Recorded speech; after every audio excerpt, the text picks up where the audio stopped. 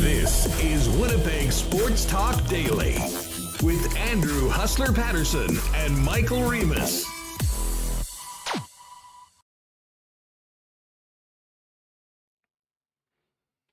Hey, what's up, everyone? Hope you had an awesome weekend. Welcome to another week and a Monday edition of Winnipeg Sports Talk Daily. Lots to get to after the Jets opened up their season on a winning note on Friday night. We got a first crack at seeing the Manitoba Moose on the weekend as well. Bombers, without many of their starters, played well, valiantly hung in there. A couple big mistakes, though, ended up being the difference for the British Columbia Lions, who got a huge win on Saturday night. Bombers now to the bye week. We'll be all over Jets, Bombers, and a little Moose talk as well today on the program, as well as the National Hockey League. Jets are in Dallas tonight to take on the Stars, and Dave Poulin will be on the broadcast tonight, and Poulie's going to join us in a few minutes to get his thoughts on the Winnipeg Jets start to the season, as well as a few other interesting teams in the National Hockey League. After that, Jeff Hamilton of the Winnipeg Free Press will jump on, talk mostly Jets, but we'll get his thoughts on the Bombers. And then Ted Wyman, a little later on from the Winnipeg Sun, with his thoughts on the Bombers, 14-3, heading into the bye week with one more game, and then a date with the winner of the West semifinal, November 13th at IG Field for a trip to the Grey Cup in Regina. Great to have you all with us, folks. If you haven't already, make sure you're subscribed to the channel. Hit that red subscribe button for those of you watching on YouTube. And make sure that you are subscribed and downloading to the Winnipeg Sports Talk audio podcast wherever you get your favorite pods. We are live every day, 1 o'clock Central on YouTube. And the podcast is ready just in time for your drive home from work right around 3:30 Monday to Friday. A big shout out to the sponsors that make this show happen each and every day. We couldn't do it without the amazing support we have from the likes of Princess Auto, Not Auto Corp, Coolbet Canada, Wallace & Wallace, Vita Health Fresh Market, Consolidated Supply, F Apparel, Boston Pizza, Culligan Water, Royal Sports, Canadian Club Whiskey, the Nick and Nicky DQ Group, and of course our favorite local brew, Little Brown Jug. Welcome to everyone in chat. Let's get this thing going and welcome in Michael Remis. Remo, what's up? How was your weekend? Yeah, pretty good weekend. I think I signaled the end of summer, put away like my patio furniture, put a tarp over it. So that was yesterday. Really nice day out. It was also nice to get out on Saturday with you at the Manitoba Moose home opener. That was, the first two periods were pretty good. On Saturday, Sunday, a much better performance for all three periods from the Manitoba Moose. Yeah, I still cannot believe. I blame Balls for assuming that the game was done after the second period. Rockford stormed back to get it to OT and win the game on Saturday afternoon. Sunday was a different story, though. The Moose shutting out Rockford 4-0. And listen, it was great to see both Chaz Lucius got his first goal on Saturday. Brad Lambert got his first goal on Sunday. And listen, we're going to spend most of our time talking Jets, but I know there's been a lot of excitement about Brad Lambert. He really stood out, was playing on a line with our guy Stenny, Kevin Stenlund, and Jeff Malott, one of the top players from the Moose last year. They looked really good. But maybe most interesting, Remo, was the way that Brad Lambert was being used by Mark Morrison on the power play, which was basically in that Nikolai Ehlers role of being the trailer coming through, getting a pass with speed in the neutral zone, and using his speed to gain zone control and the zone entry with the puck. And listen, I'm excited to see what Brad Lambert's going to be able to do this season with the Manitoba Moose. And I think it is somewhat telling the role that he's playing right now with Manitoba, that There may be a time later on this season, depending on what happens with players in the top 6, that there might be a call-up for the young Finn. But he certainly didn't look out of place at all in the American Hockey League in game number 1. That being said, Remo, go ahead. I was going to say, yeah, that was the line on Saturday. On Sunday, Harkins and Tony Nato got into the lineup, and Lambert was on a line with them. So what better way to get used to playing with the NHL than playing with a couple former guys who've had a lot of NHL experience in Harkins and Tony Nato. So I just had to add that in. Yeah, no Hark or Tony on Saturday, but they did get into the lineup on Sunday afternoon. But of course, we got to start it off with the Winnipeg Jets. And by the way, thanks again to the folks at the team who had us out to do the show live from the arena on Friday. It was a lot of fun. We'll hopefully do that a few more times this season. And we did get a chance to sample some of the new concession items before the game. We'll maybe talk about that later on or at another date. We are going to do some video and some content surrounding one of our favorite topics, and that's food at the games. But I'll tell you what, man, that team sure looked ready to go on Friday night. And maybe, I guess before we do anything, Remo, we got to talk about Rick Bowness's situation. Absolutely bizarre. I mean, I remember we were just clearing up and packing up, getting out of the building before coming back for the game after the show, and got that tweet just a couple hours before game time that Rick Bowness had come down and tested positive for COVID-19 and wouldn't be behind the bench. Apparently, this might be the first game that he'd ever missed, which blew me away. I'm sure we'll be hearing from the coach at some point. It doesn't sound like he'll be able to rejoin the team for the return to Dallas, where he had just been the head coach. Sort of a weird start to the year for Rick, but his team certainly came out. That first period, Reem, was exactly, I think, what Rick Bowness has been trying to get out of this club for the entirety of the preseason and training camp. Now, credit to the New York Rangers. They had a big push in the second period. And as we heard from Scott Arniel, he wasn't pleased with the turnovers and some of the things that the Winnipeg Jets did or got back into in the second. But to their credit, third period, grinded it out, and there was the fourth line making a difference. How many times did we say that last year? Not very often. Sam Gagner getting what would end up being the winning goal to break a 1-1 tie with David Gustafsson and Saku Maanalainen involved in the play and in the shift and the goal. And then Mark Scheifele got his second. Kyle Connor popping in an empty netter, and the Jets win 4-1 and get off to a great start for this season. And now we start the first road trip tonight against Dallas. What do you think of the home opener? Yeah, they got off to a really strong start. Having more shot attempts than the Rangers, but the second period it kind of went back in the Rangers' favor. And in the third period, when they tied it, you're like, uh-oh. But what was it, 4 or 5 minutes left? Sam Gagner, a couple whacks in front, was able to put home the game-winning goal. And that fourth line, I mean, they got some serious minutes, Huss, more than we've seen at 5-on-5, just over 8 minutes, and they had a positive shot attempt differential. So you like to see that being trusted, and that's just a nice play from the fourth line on that goal. Gustafsson pins the guy behind the net. Maanalainen goes and gets it, passes it to Gagner in front, and he scores. And Sam Gagner, we had talked how we were huge fans of the signing. We thought he could bring an impact in. What bet, and I said on, Friday's show as well, the fourth line last year, they didn't get a whole lot of offense out of it. And what better way to try to get offense out of your fourth line than completely change it? And with Gagner, Maanalainen, and Gustafsson, they got a goal at a time when they definitely needed one. And you saw those guys out there in the last 5 minutes. That's something that probably wouldn't have happened in the last couple of years. And really nice to see the coaching staff trust in their players, and the players saying, hey, you trust us, we'll help you guys out here. And they put the go-ahead goal, and had a couple exclamation points after that one with Scheifele, beautiful shot, and Kyle Connor, empty net. Yeah, listen, it was that was a great subplot to the game, the fourth line being involved. And I thought the Lowry line at times was, especially in that first period, actually ended up generating a couple really nice chances. Morgan Barron had a point-blank shot. I thought he looked really good so far in the season. And then, as far as the top six goes, Listen, the top line had issues, and I saw Maul in chat saying that second period looked like the last 3 years.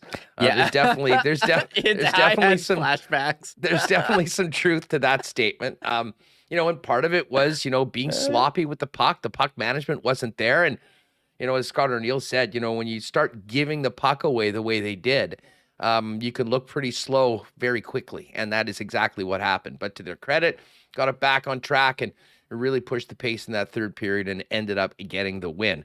The one thing that I'll say about that second period, Remo, is it gave our guy Connor Hellebuyck plenty of opportunities to show that he is starting off the season at an elite level. He was absolutely phenomenal, really throughout the game. He was just a rock, but especially in that second period, there were some big-time saves that the Winnipeg Jets absolutely needed him to make, and he did. He kept them in the hockey game, and they were able to reward him for a win. And the fans that were in the building were also rewarded with a vintage Hellebuyck first-star celebration after making 40 saves in the game. Yeah, he was awesome, stopping guys on breakaway. What is he, like 39 of 41 saves?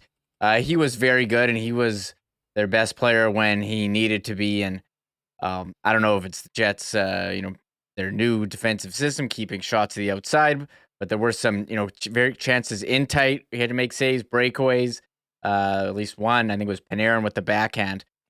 He looked very strong, and if the Jets are going to go anywhere this year, they need Connor Hellebuyck to be at his best, and when he's at his best, he can be the best goalie in the league. So a lot hinging on him, but he looked good. His celebration good. You love to see him fired up after the game. As you mentioned, the fishing first star celebration. If you look at the thumbnail, a picture I took, it's him doing the bow and arrow after the game. So you love to see them having fun, celebrating. It was a great win for game one, and I definitely had some flashbacks. So in the first period, I'm like, you know what, this team, maybe they are, going to be turning around from last. They have some really talented players. Ehlers flying up the ice, Kyle Connor shooting from everywhere, Mark Scheifele scoring 2 goals. And then the second period, you're like, oh no, are we going to have 21 part 2 here?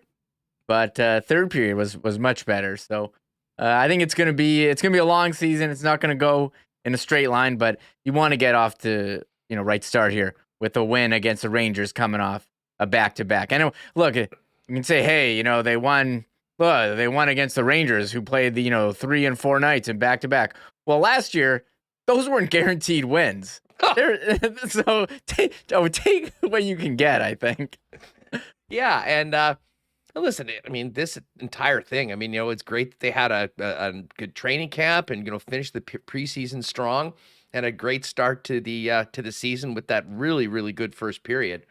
But I think it's naive to think that it's going to just, completely be turned around like that. And there's going to be a lot of work to be done. You'll learn some mistakes the hard way. I think they sort of did in the second period. But either way, a nice way to start the season, getting a win on home ice in front of the home fans. And now it is off to take on the Dallas Stars. Couple things that stood out, though, just about the game night, Reem. Enjoyed a lot of the tweaks that the teams made production-wise. I was, if you were in the building, it was a really, really good atmosphere, a fun crowd. I think they were about 800 short of a sellout, or at least what the number that the team put out. But certainly a lot more energy in the building than we had for a good part of last season. And, there was a number of funny things that happened, at the game. Yes, with fan interaction and some of the things they were doing.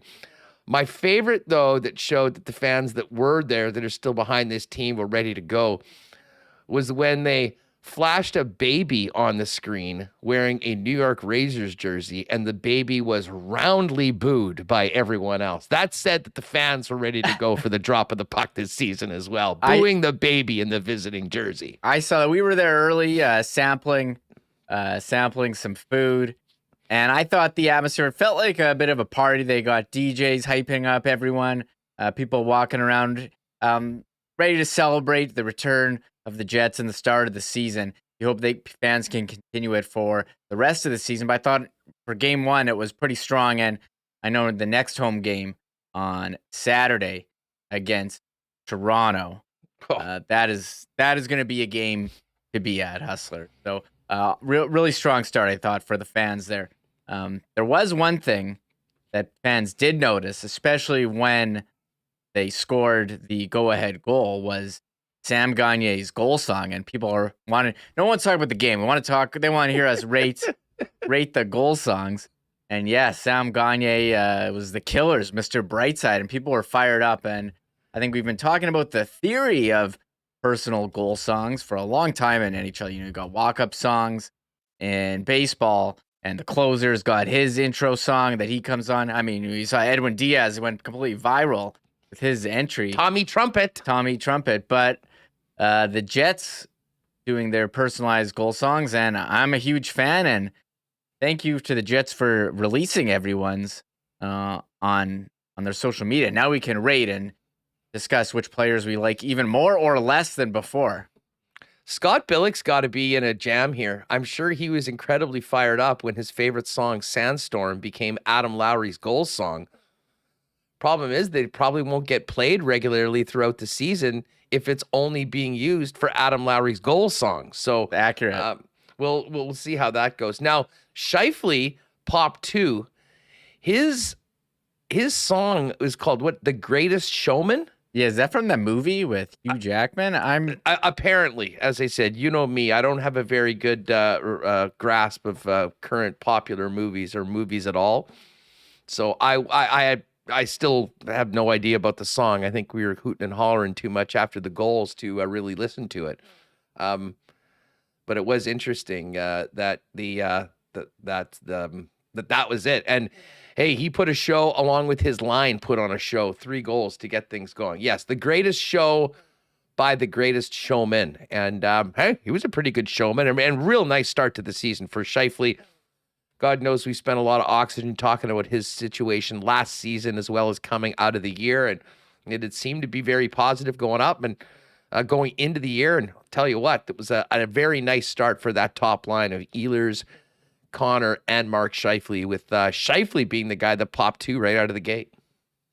Yeah, you look good. The passing on that power play goal, and the one-timer, so nice. That could be a very strong line this year, and they definitely showed that. We didn't hear the goal song from the second line there. Wheeler, Dubois, and Perfetti. I think maybe it'll come tonight. Game 1 together for that line. We'll see how it goes. Wheeler in the second line role. But if you want to talk, are we going to go through our rating of these goals? I do like Wheeler's goal song, "Hypnotize." By Notorious B.I.G. Excellent choice by Wheeler, who, by the way, I thought had an awesome game. There's a lot made of, his situation going into this season. If you had any concerns as to what Wheeler was going to look like in game number 1, he was there. I really like that line, to be honest with you. Dubois ready to go, and Cole Perfetti seems to get more comfortable and more dangerous each and every time he's on the ice. So Hypnotize from Notorious B.I.G. for Wheeler. What did Dubois have? Dubois had some sort of, I imagine this is some sort of like a dance music, an electro song. Something like that. Hey Baby by DJ Otzi. I'm not familiar. I'm not familiar with that. Check that one out. And then and Perfetti, who did not get on the scoreboard but will. Booyah by ASAP Ferg, the Rivas and Ayeyo remix. Yeah. We're gonna have to search that one up as well. Gonna have to search that one up. Yeah. We did see Mr. Brightside get played for Sam Gagner, as he said, the greatest showman, and a Luke Combs song for Kyle Connor, One Too Many. I have a feeling that we'll be hearing that quite a bit. After seeing all of these, I'll tell you what, hopefully Logan Stanley scores so we can hear Still Dre by Dr. Dre, and Dylan DeMello with Montel Jordan. This is how we do it. Boom, boom, boom. That will be rocking. If DeMello can score on home ice in front of the home fans, that will be a moment where we can all celebrate one of the great party jams of all time, Montel Jordan, and This Is How We Do It. Yeah, and some guys going with their favorite songs. I felt like Nate Schmidt went with the comedy song, the troll song. It reminds me, Huss, of when I would go to a jukebox in a bar and just end up clearing the room for picking whatever song. And Nate Schmidt going with Mambo Number 5, Lou Bega which hilarious to me. So that was my favorite, personally, my favorite pick. Got to have fun. I think it says no surprise, if you had to say which player is going to have the joke song, it would be Nate Schmidt. It would definitely be Nate Schmidt. And by the way, listen, I'm not familiar with Snook or the song Mr. Cool, but I'll tell you what, after meeting Axel Janssen-Fjallby last week and seeing his look, he does look like Mr. Cool. So I'm not sure about the song, but certainly the title is a great selection for a guy that looks about as cool as possible. Yeah, and someone tweeted at me that they weren't a fan of Neil Pionk's pick of Renegade by Styx, and I just responded to him with a picture of Billy Madison on the car, showing off his REO Speedwagon t-shirt. I don't know how you could get mad at that song. That's a classic. So, and a couple classic arena like Dylan Samberg. It's funny, the two Minnesota guys, Hermantown, going with classic rock. Dylan Samberg, Back in Black, and Neil Pionk with Styx. Morgan Barron also with Dire Straits, Money for Nothing. Well, that's not too bad. And then, of course, the redheaded cheesehead himself, Mason Appleton, grabbing the Packers touchdown song. Is that what he picked? Yeah, that's Bang on the Drum All Day. That's the Packers song. Okay, I won't bother doing it, but yeah, that's what they play after every Packers song. So I thought that was pretty cool. And to be honest with you, considering the way the Packers started, we might have a better chance of listening to that song being played at the Canada Life Center than at Lambeau Field right now. Although we'll talk some NFL a little bit later on. But there you go. It's all there. Oh, and by the way, Brendan Dillon with This Is Why I'm Hot. Come on. There you go. We need the defenseman. Like Rick Bowness wants more than 24 goals from this blue line this year. The fans demand it so we can hear some of the best selections on the Jets' personal goal song selections for the upcoming season. Someone said in chat, it's your boy Bruce, I could discuss this for hours, and I agree. And Bruce is the DJ, man. He would have some great takes on this. In fact, Bruce, fire us something maybe on Twitter. Give us your rankings of the top 5. Okay, or maybe some sleeper ones that we don't know right now that fans will enjoy. He can be our music and goal song correspondent for WST. Yeah, someone asked us ours. I haven't really thought about it, but maybe we'll come up with our rankings for the end of the show and our personal goal song. But it seems like they're having fun, and I think that's kind of the theme of the season. We're gonna have fun. We're a family. They're kind of going more behind the scenes on social media. You definitely saw that after the game with the jacket presentation. Hustler. Yes, two jackets now. Yeah, 2 jackets. So here, let me throw up the picture. There was unsung hero of the game, which Sam Gagner got, and then the other jacket, that Hellbuck got. Was that first start player of the game? Is that? We're going to need some clarification on that. I wasn't sure whether Sam Gagner got the player of the game or the big goal of the game, whatever it was. And then Scheifele gave Hellebuck the jersey as being the rock of the team, the backbone, and he got it. But yeah, some nice leather jackets with a little Canada flag on them. I guess they've retired the helmet now, and it's all about getting the leather after wins. I'm going to be honest. My first thought when I heard they were handing out a jacket was like, are these guys showering and putting on the jacket after the game, or are they just putting it right on? Because it could get kind of smelly, if everyone's. I guess you wash it. It's a leather jacket. But that was my first thought. Are they showering and then putting it on, or just putting it straight on after their gear? Because it would get gross. Yeah, well, we don't need to ask the question. We saw it in the video that they put out after the game when they did the presentation. Yeah, it's right after the game. So. It's like you're out of equipment and you're putting on this jacket. I don't think I could do that. I wouldn't want to put it on. That's gross. You know what? I have a feeling that's their last thought. They're celebrating a game, but who knows? Maybe there's one big germaphobe on the team that says thank you very much for the jacket. Just sort of holds it like that. Way to go, guys! Good game, and then puts it to the side. Maybe the trainers are the guys that have to take care of it after they get thrown on. This is the presentation right here. Yeah. And they're basically in half gear. So yeah, like that's what I'm thinking about. I don't think anyone else is thinking about. Yeah, I don't think either. Putting on a jacket like after you just played hockey and like sharing the jacket around. But that's what I think about. I don't know. That was my first thought. Same with the helmet too. I think that's probably why they changed the helmet, because it's all gross. With after putting it on after you just played a game. No, that's why they retired it. You know what? I hope that there are major issues with this, because the jackets are being given out after every game all season after big wins. We'll do some digging on this as to how the jacket is being received and, the timing of it all. But it does seem like after the game, no showers, throw the damn jacket on, whoop it up with the fellas, then go shower and move on to game number 2. Speaking of game number 2, and listen, I do want to get to a little bit of Scott Arniel here before we bring in Dave Poulin on the show, because of course, as we mentioned, it was a really unfortunate way to start the season without Rick Bowness, who had been, in a lot of ways, sort of the star of camp, establishing a new way of doing things, being pretty clear and forthright with his players, but also the fans and the media. And would have been a great sort of homecoming for Rick, being back on the bench in the home opener. But he wasn't there. Scott Arniel took over the associate coach on the bench in rather strange circumstances. And here's a little bit of Arnie, who spoke heading into tonight's game in Dallas over the course of the weekend about going another game without Rick Bowness and the change in his role for the home opener. And obviously that'll be repeated tonight.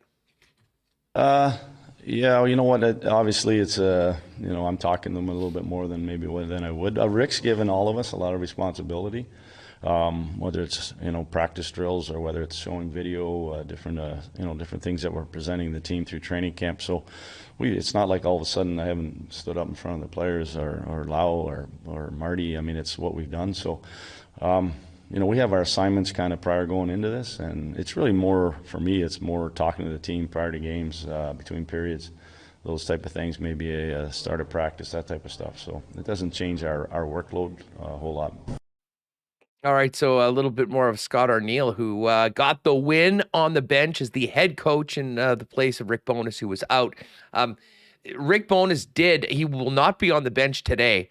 They are hoping that he can be on the bench in a couple days in Denver. If all goes well, he will join the team there. But he did do a FaceTime with I believe the coaches and maybe the players. We'll find out a little bit more about that later on, but certainly has been in touch with all them. And I'm sure he'll have a lot to say to his assistants about a team he knows very, very well in the Dallas Stars, who will be the host for tonight. But the message certainly doesn't change with Scott Arniel behind the bench, just working on what they've been working on throughout the entire preseason. Here's a little bit more of Arnie on being the head coach tonight without Rick Bowness. I mean, I'm somewhat vocal too, so I think it's just, and it's not in a negative way. It's more, it's just making sure that we're playing the right way. And I talked to them after the second period, and they knew I didn't have to say much. They knew that the New York Rangers didn't all of a sudden just change their system and do something that we hadn't seen before. It was a lot to do with us, and so they recognize it. And those first 3 or 4 shifts, the start of the third period, is exactly how we wanted to play, and it kind of got everybody. The accountability part came from them. They're the ones that knew that if we were going to win that hockey game, we had to change up how we were playing in that second. Well, that was quite obvious to everyone watching the game that second was not a path to victory. But as the coach just mentioned, a nice turnaround in the third period. Big goal from Sam Gagner, insurance from Scheifele and Connor, and a 4-1 win for the Winnipeg Jets. Now, Arniel did expand a little bit more on the team wanting to learn from the new staff and the buy-in they've had from the players.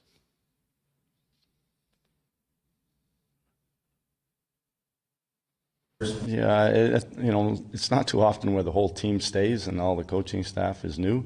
And I think that, we're coming in here with just our verbiage, the way we talk to them, the maybe we do things different that they haven't, that guys may have done it somewhere else or whatever, but just maybe the last few years they haven't seen it that way. We just are doing things a lot different. It doesn't mean it's right, wrong, or indifferent, but I think it's just been refreshing. That's the biggest thing I've gotten from the players. It's different, it's refreshing, and so we won't, we'll continue to do that. I'm sure a year from now they'll say, oh, these guys are same old. But at the end of the day, it's that oomph, that push, that that blast that we want from these guys, and we saw it last night, especially the way we played in that first period. We're hoping that is the start of 82 games like that.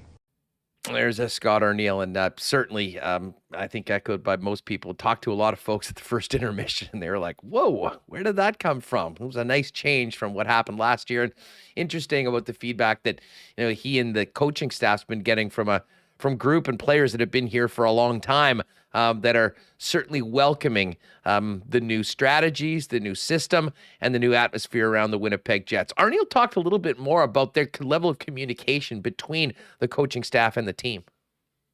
Well, I think that the biggest thing for us is we've said from the beginning we're family, and that's from Mark Chipman to our trainers to our PR guys to the coaching staff to all the players, that we're a family, and we went up to Banff together. We did all kinds of things together. That if we're doing something, they want us to be a part of it, and obviously we involve them in a lot of our decisions. There's some things obviously that when it comes to roster stuff like that, it's a little different. But it's travel plans, it's days off, it's different things that we're going to them and we're talking to them, and we want their feel on it. We want their input.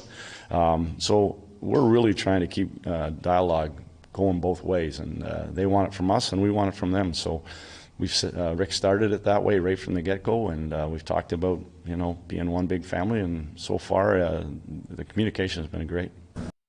All right, Jets associate coach Scott Arniel, who will be acting as the head coach tonight in Dallas in game number 2, while Rick Bowness is on the mend after testing positive for COVID-19. As we talked about right off the beginning of the program, the emergence of the fourth line in that third period, the fact that they were out there and rewarding the coaching staff with that decision with what ended up being the winning goal was a huge, huge part of the game. And of course, Sam Gagner was front and center, getting the jacket and getting the winning goal in his first game as a Winnipeg Jet. Arniel commented a little bit more on the veteran Gagner, who had the winner and played a big role in the Jets' win. Anytime you have a veteran experience and he can any wisdom that or words he has to say to young guys, it's amazing how they just latch onto that. And we're seeing it with Dubois and Wheeler with Perfetti. It helps those players. I mean, we can teach and we can help them, but when those guys are on the ice in the middle, Sam has experienced an awful lot in his career, and just to give him a little detail on maybe where to be in a certain situation or how to place a stick or whatever it is. Those miles that he's put on and he's learned over the years, it's great when those guys can pass that along. All right, so a little bit more on Sam Gagner. And one more clip from Arnie. And this is overall in that fourth line. I mean, we saw Saku Manalainen in his Jets debut, Sam Gagner in his Jets debut, and David Gustafsson, who's had a long path to the National Hockey League and a few real unfortunate setbacks last season, being injured early in both of his 2 call-ups. Played great. I thought Manalainen and Gustafsson were very good on the PK. But again, it was that line that made the difference late in that third period. Here's Arnie on the confidence that the coaching staff has in that fourth line. Well, first, I think, they have shown us a lot that gives us confidence to do that. But we have talked about this being a 4-line team, and it's a lot of games. And the schedule with when it gets crazy, like next week, you need bodies, you need numbers, you need everybody to eat up minutes. And we put the same responsibility on that line as we do with our top line. I talked about, our top line going against the other team's top line. There's a lot of responsibility there for them on how they're playing without the puck. Well, our fourth line knows that when they go out, it's probably it's same situation, that they got to make the right decisions. And if you can reward them, like, putting them out late in games like that, and then they respond the way they do, all that does is grow their confidence. It grows their confidence in their teammates to be out on the ice with them or to watch them go out there and do that. And like I said, you guys asked me a couple weeks ago, I know Bones was talking, we need to be a 4-line team. We're fast, and we need to play fast, and it's hard to play fast when you're only running 3 lines. And so, especially when you get a busy schedule like it's coming up this week. All right, a little bit of audio from Scott Arniel, who will be behind the bench for the Winnipeg Jets when they play their first road game of the season tonight against the Dallas Stars. Hey, wow, we're pushing 500 live in the chat right now, folks. Welcome. For anyone new, just make sure you've hit that red subscribe button. Subscribe to the channel. It's completely free, and you can also get Winnipeg Sports Talk wherever you get your favorite audio podcasts. Just search Winnipeg Sports Talk and hit that subscribe button. You'll get the audio content just after 3 p.m. on a weekday basis. listen, we're going to hear from Dave Poulin in just a minute, but let's fire up the why not question of the day for our friends at Not AutoCorp. Now, we could ask for your way too early impressions of the Winnipeg Jets through the first game, but let's focus in on player. Who was maybe a pleasant surprise for you? We just talked about 3 players that I think would all be in the mix for that in Saku Menelainen, Sam Gagner, and David Gustafsson. But did a player stand out for you in a particularly good way, maybe as opposed to your expectations in game number 1? The why not question of the day. Hit us up in the comments and drop yours in there at any point. And of course, Not AutoCorp brings us the why not question of the day. Waverly and McGillivray and online at not.ca. All right, Dave Poulin coming up right away. Do have to give a big shout out and thanks to the fellas over at Consolidated Supply, our newest sponsor. Great to have Joe Spicy, Gino, and the gang on board with us, regular WST listeners. And guys, if you've been involved in the golf business, you certainly know about Consolidated Supply. They are the club cart dealer here in Manitoba, working with golf courses around the province. But those golf carts also, they've got some wild ones that are tricked out for people to use for their own personal use, as well as running around campsites or industrially, even with 4 and 6 seaters as well. If you've got any needs for one of the, a vehicle of that sort, Consolidated Supply is the place to go. And of course, speaking of golf, they've been the irrigation leaders working with turf. If you want to get your lawn green and lush with irrigation, you've got all sorts of DIY irrigation solutions, as well as things where you can check on and water at a remote location just by utilizing your phone. And hey, in addition to artificial turf, maybe if you want to get that dream putting green in the backyard or somewhere on the property, we've also got hot tubs and amazing outdoor kitchens, barbecues, and more. Find out everything that Consolidated Supply has cooking at cte.ca or pop down and see them at 1395 Niagara Road East. You can always give them a call as well at 204-470-3832. Our friends at Vita Health Fresh Market, busy right now as we get through Thanksgiving, heading into the holiday season, believe it or not, just around the corner. But with back to school is here, Vita Health is a great spot for school-friendly snacks and lunch items, as well as great immunity products, which are pretty important right now with people getting sick, like vitamin C and D. Vita Health has the best prices on natural and organic supplements, beauty products, and groceries, and Winnipeg's largest assortment of local products, too. And for those of you on the go, some great, delicious, and fast lunch options like Vita Market, salad, soups, sandwiches, all at the Vita Market Grab and Go Deli. 7 Winnipeg locations at Vita Health Fresh Market, empowering people to lead healthy lives, including their newest store in Linden Ridge. And you can check them out online at myvita.ca. And hey, our friends at Wallace & Wallace are... we're working on something really cool that we'll tell you about in the next week or so. But in the meantime, before the snow flies, still time to get that garage door kink fixed or potentially get a new one delivered and installed in about 4 weeks despite some supply chain issues. Of course, Wallace & Wallace works with Clopay, the largest garage door manufacturer in the world, and has 161 different styles of garage doors. Certainly good one that's right for your home. And by the way, that home value can go up to 4% with a new garage door. But they also do service, fixing, and installs. So whatever your need, Wallace & Wallace has got you covered. They are, of course, also the fencing experts for decades here in Winnipeg. You can find out more online, wallacedoors.com, wallacefences.com, or pop down and see them at their showroom over on Lawson Road. All right, Jeff Hamilton's going to join us in a few minutes. We get his thoughts on the Jets' opening win of the season and a look ahead to this road trip.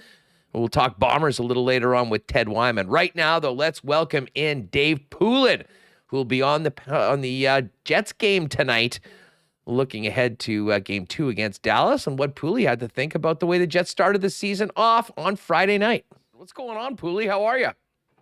You're looking forward to the Jets in the game tonight. And it's funny because obviously we lose a couple of greats in Dennis Bayak and Sarah Orlesky and bring a couple of guys that I've worked with a lot in Dan Robertson and John Liu. So I was laughing when I was talking to the producer and KP, and I just said, okay, which one of the veterans am I getting to work with tonight, Dan or John? And know them both well. And those are two great additions to your market. And talk about, I would affectionately say following those two Winnipeg legends, not replacing them, because those are big words to replace. Well, it's funny you mentioned that. I think Remis still has the best analogy of it all. I mean, faced with losing Dennis Back and Sarah Orlesky, the TSN Jets team pulled a Brad Treleving this offseason and got a Stan Robertson and John Lewin.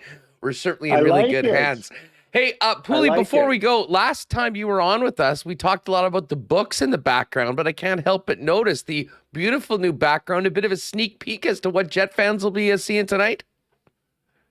Hey, just working on a new setup here, Andrew, and brought out the flex. And, you're sort of like, do you bring it all out? Do you not bring it out? But I have this Selkie up behind me and the King Clancy, 2 awards I'm very proud of. And then the Norris trophies didn't come my way as a top defenseman, never won the Vezina as goalie of the year. And there's only a handful of things that I was actually had the potential of winning. One was in the Hart. I certainly wasn't going to win the Art Ross. And but I do have 3 Prince of Wales up there, no Stanley Cups. And then maybe my proudest trophy is up in the top corner, and that's a miniature claret jug, which I secured on a boys' trip to Scotland. And it's my only golf award, and I'm pretty darn proud of that one. So it got a little shelf time. Well, it certainly looks great, and the entire setup looks great, Dave. Jets look pretty great coming right out of the gate. I mean, a hell of a first period. Credit to the New York Rangers. And it was interesting in the second period of the game on Friday night. Scott Arniel talked about, hey, when you start turning the puck over, you can look pretty slow, pretty fast because you're chasing it around. But they got it back together and got a big 2 points to start it off. What did you think of the Jets' debut on Friday night, heading into tonight's second game of the season? Very strong. And when you have to sit for a couple of days and watch other teams play, I had to do it a few times. It's lousy, Andrew. Like the league opens up on Tuesday with just a couple games, and everybody's playing Wednesday, and everybody else is playing Thursday, and you're sitting at home going, wait a second, we want to play. And then you get to play, and you're playing a team that has a couple of games under its belt and debuted very well in New York and looked good in their games. And I thought the way the Jets came out in the first period was a little bigger statement than just their first game. And a lot has gone on this summer with this hockey club, and a change in coaches, and and some different things have gone on that have challenged the guys. And I thought the response was great. I love the pace, I love the energy, and I like the fact that they were willing to make some changes. And it's tough sometimes because you get popular players and guys that have been in the organization and worked their way up, and yet you have to be willing to make changes. And in a couple different manners, and someone you've signed in Manalainen, and someone you've drafted in Gustafsson, who's someone you've brought in later in Sammy Gagne. And so a little bit reshifting the lineup, and I thought the response was very good. And by the way, the guy in net who our goaltending guru, Jamie McLennan, picked to have a huge year, I think is going to have a huge year. He was fired up after the game. He was the first star and did one of his patented Connor Hellebuck first star celebrations, and certainly he brought it, and really he did keep the team in the game when the game sort of flipped in that second period. And that's what you need from not only, we've talked a lot about leaders on this team, Dave, and you don't really talk about the goaltender, but I mean, Connor Hellebuck maybe is the leader. Certainly he'll be leading the way in the terms of the success of the Winnipeg Jets this year. He will. And, we have to remember we're talking only a couple of years removed from the Vezina Trophy. And that was behind a newly shaped defense core that year as well. And, I played with some goaltenders that were flat out leaders. And certainly Ron Hextall in his own way was a leader, but Andy Moog and Reggie Lemelin, the veteran pair in Boston, were tremendous leaders both on and off the ice. I mean, they were involved. And, we had I don't think they officially called them leadership groups back then. They were just a bunch of guys who were taking charge in the locker room. And those two were involved. And I think Connor Hellebuck has earned it in every possible manner to be a leader. And he wants exactly what the rest of the club wants, what the city wants, what the organization wants. And that's to take another step forward. Mark Scheifele was a big topic right from the end of the season, or even in last season when he struggled and didn't look himself at times, Dave. Maybe a bit of a statement game for Mark in game number 1, as well as the top line. What did you think about Scheifele? And maybe just, I guess, while we're at it, Connor and Ehlers on that line. I mean, how devastating a group can this be? I mean, we've been talking a lot, and there's a lot of excitement that this could be one of the top lines in the National Hockey League if things go well for the Jets. There's no question it should be one of the top lines. You've got one of the big, strong, dominant centermen who's established himself as a top centerman in the game. And Kyle Connor has emerged to a different level. I think Nick Ehlers is the interesting one here, Andrew, because, I actually wrote an article on the weekend about the 3-star players in Toronto.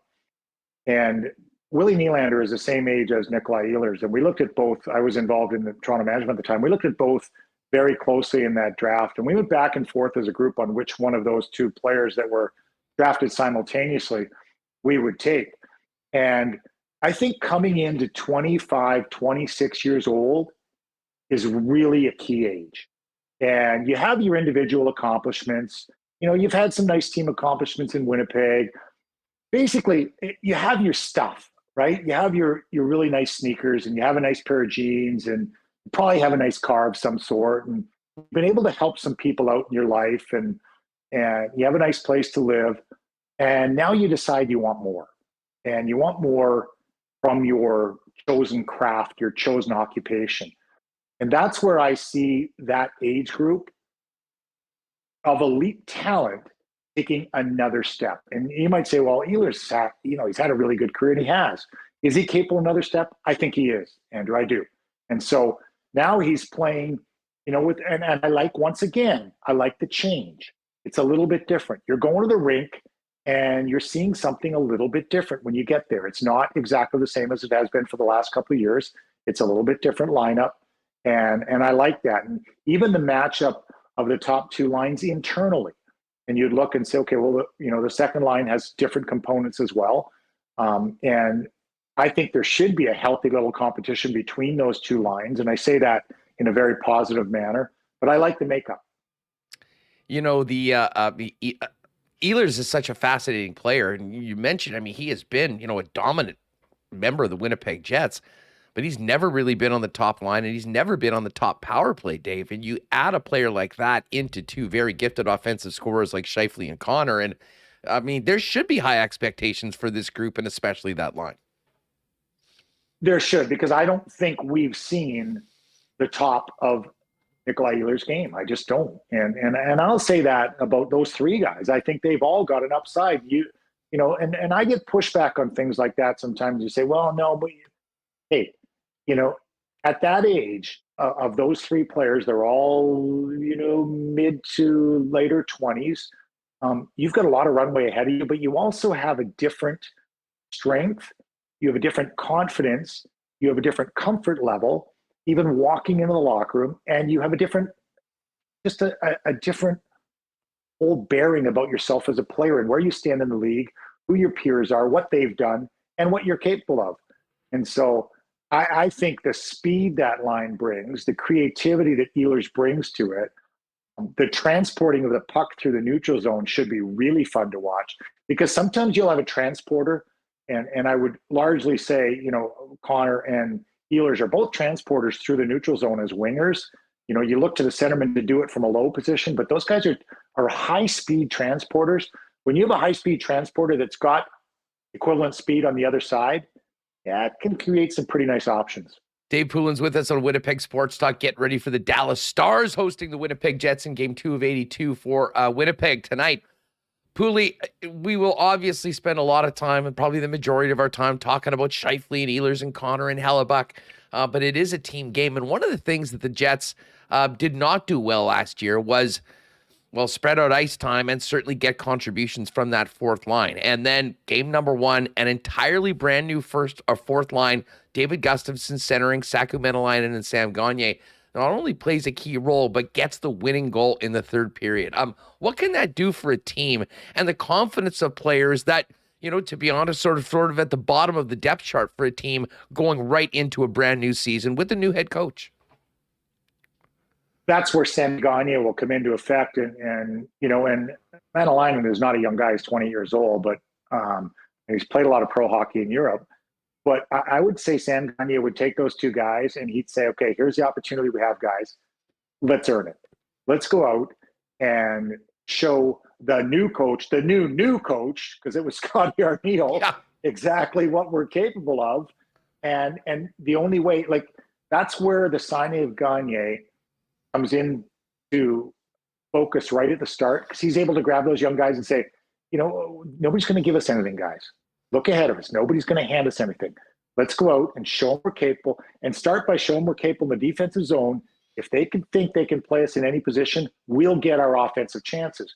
And then you inject the offensive ability of a Sam Gagne into it. So, you might have a fourth line that's made up of very capable defensive players, but if they get an offensive opportunity, they're almost on their heels a little bit. And you do get that at times, particularly with young guys.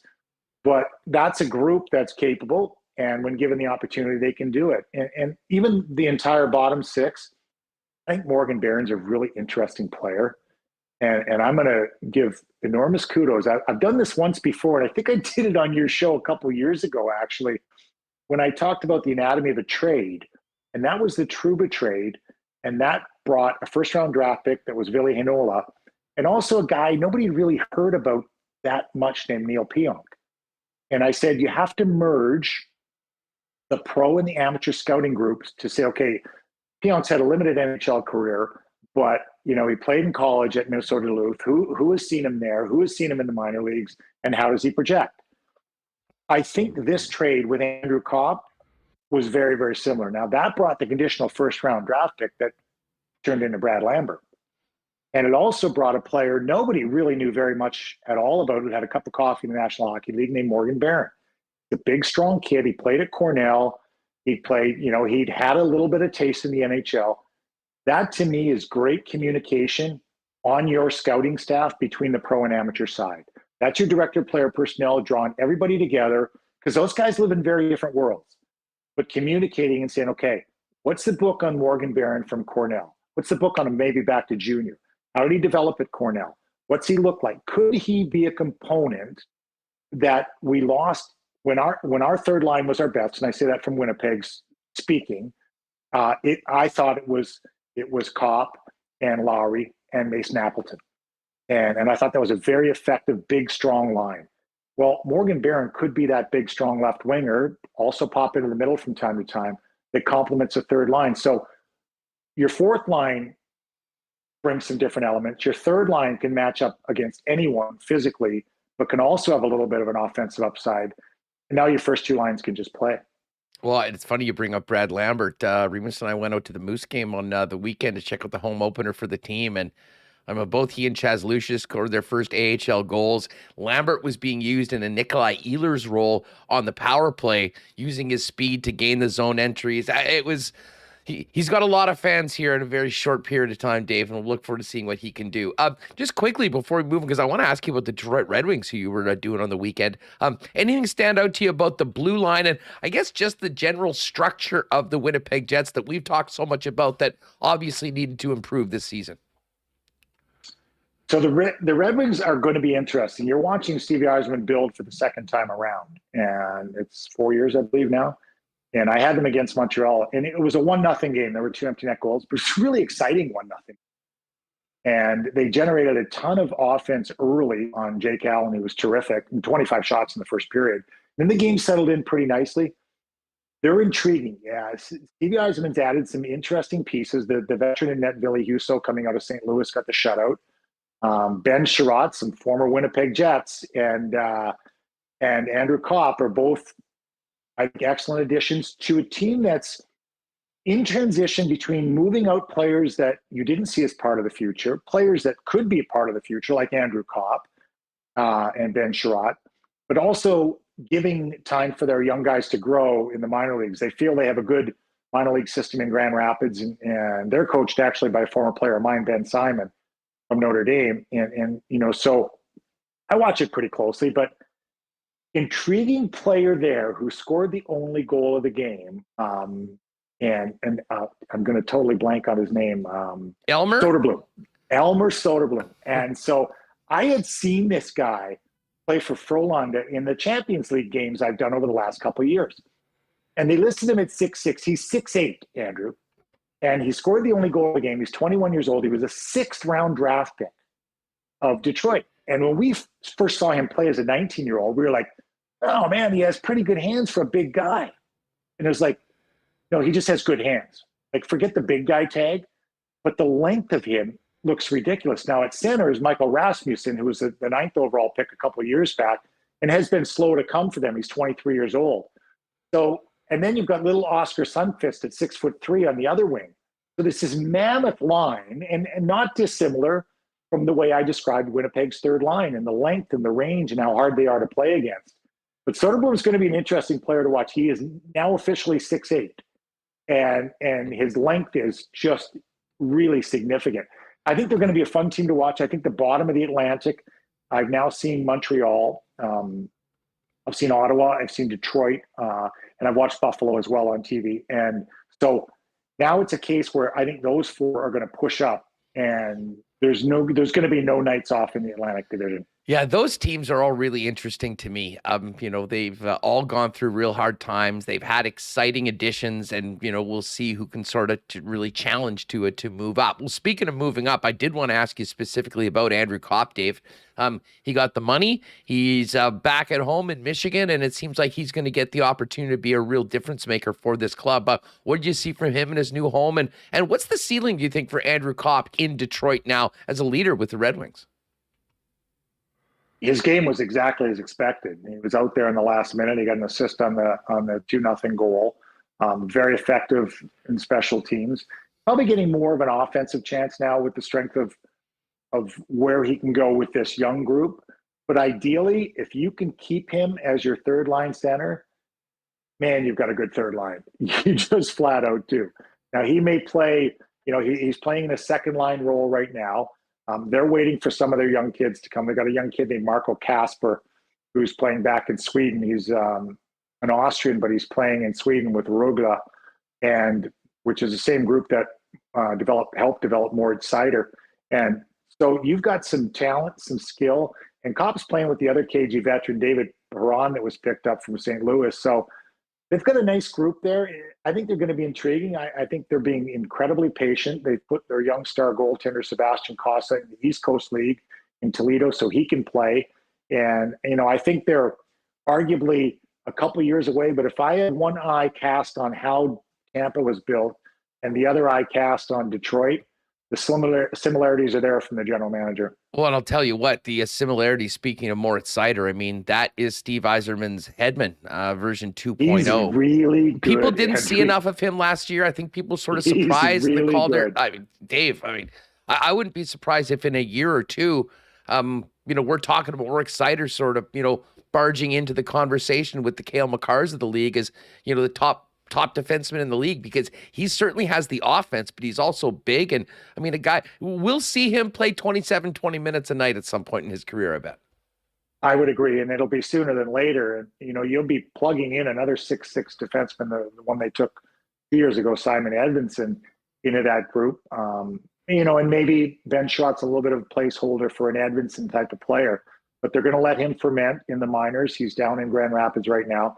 Seider, the little details to his game are really good for a young player. And that's the most impressive thing to me with some of these young players. You watch them, they step in, and yes, they're fully confident. And they have every reason to be with their ability, but they're willing to try things and do things. And even, I think their learning curve, their absorption seems more rapid than in past generations when they see things and they understand them clearly. It's almost like when you pull out a set of directions and you read them and you understand them the first time through. A lot of these kids, and we're watching some young stars in the National Hockey League, appear to be kids that are understanding the directions pretty quickly. Dave Poulin's with us from the TSN That's Hockey panel. And of course, you'll see Dave as part of the broadcast tonight. Dave, just on the way out, Winnipeg, Dallas this evening. What are you looking for from the Jets? And maybe what can you tell us about the Stars now under Peter DeBoer? Think about the flip of coaches there. And Rick Bowness, I believe, is still not available tonight, correct? It'll be Scotty Arniel. And that's our understanding. But there's a lot of information gone into those heads from Rick Bowness's knowledge of those players. And I think there are questions in Dallas this year, and so much of it always reverts back to the stars. And Jason Robertson, a young star, but when I talk about the stars, I'm talking about Jamie Benn and Tyler Seguin and how they will accept the new coaching of Peter DeBoer, how they'll adjust. Joe Pavelski simply doesn't go anywhere. And then you look to their young goaltender and Jake Ottinger, who's signed a new contract and really emerged during the playoffs last year as a difference maker and a player to be watched. So they'll be a factor. And anytime you're playing in that Central Division, so you watch other teams, Andrew, and you're like, okay, look at Minnesota right now. They've given up a boatload early, and you just file these things away in your mind. You can't help yourself, right? You're in the division, and you've got to beat these teams to get to where you want to go. And that the points in the second game of the season are worth every bit as much as the 78th or 79th game. Well, looking forward to it tonight, Dave. And of course, looking forward to seeing you as part of the Jets broadcast on TSN. Thanks so much for doing this, and we'll catch up soon. Always appreciate your time. Thanks, Andrew. All right, great stuff with our guy, Dave Poulin. Looking forward to hearing what Dave has to say about the Jets on tonight's TSN broadcast coming from Dallas in game number 2 of the regular season. All right. Hey, a big shout out and thanks to our friends over at Knott Auto Corp. I believe my guy Trevor Knott was actually out at the Bomber game along with a number of Bomber fans. Great to see them representing out on the West Coast on Saturday night. Of course, Knott Auto Corp is the spot to start any search for a vehicle in Winnipeg, whether you're looking to get one or would like to maybe do a little trade-in and upgrade your current one. Knott also is the leaders in Tesla sales for years here in Manitoba and have, I believe, like 30 Teslas on the lot right now. And of course, part of the reason is they've got a great Tesla experience program, which includes overnight or weekend-long Tesla experiences to learn everything about electric vehicles and technologies from the Tesla experts. And Teslas do start at $499 bi-weekly with no gas expenses. And of course, the Car Lab is open right now. They've got detailing, commercial graphics, and winter tire specials as well in the service lab with an MPI payment plan. Why not get safe winter tires now and pay later? Find out more on everything Knott Auto Corp has going, and why not get into the car of your dreams at a great price with the help of the Knott team. Pop down and see in Waverly and McGillivray and online at knott.ca. Well, Sam Gagne's in Winnipeg now. Maybe you're looking for an 89 jersey after his game winner in week 1. Whatever you need, Jets merchandise-wise, Bomber merchandise-wise, or just your favorite teams in the National Football League, NBA, NHL, Major League Baseball, or Canada soccer gear ahead of the World Cup. Royal Sports is, of course, the fan headquarters for whatever you're looking for. And it's not just for fans, too. Royal is the place for players, being the hockey superstore, family-owned for 40 years here in the city of Winnipeg. Whether you just need to get some skates sharpened or you need to outfit a player from top to bottom, Royal has you covered. Pop down and see him at 750 Pembina Highway. And, of course, you can check them out. Give them a follow on Instagram as well, Royal Sports Pembina, for the latest merchandise drops and sale information. Looks like we're going to have to do another suit show. Thanks to everyone that joined us for that big season kickoff show when we were live from Canada Life Center on Friday.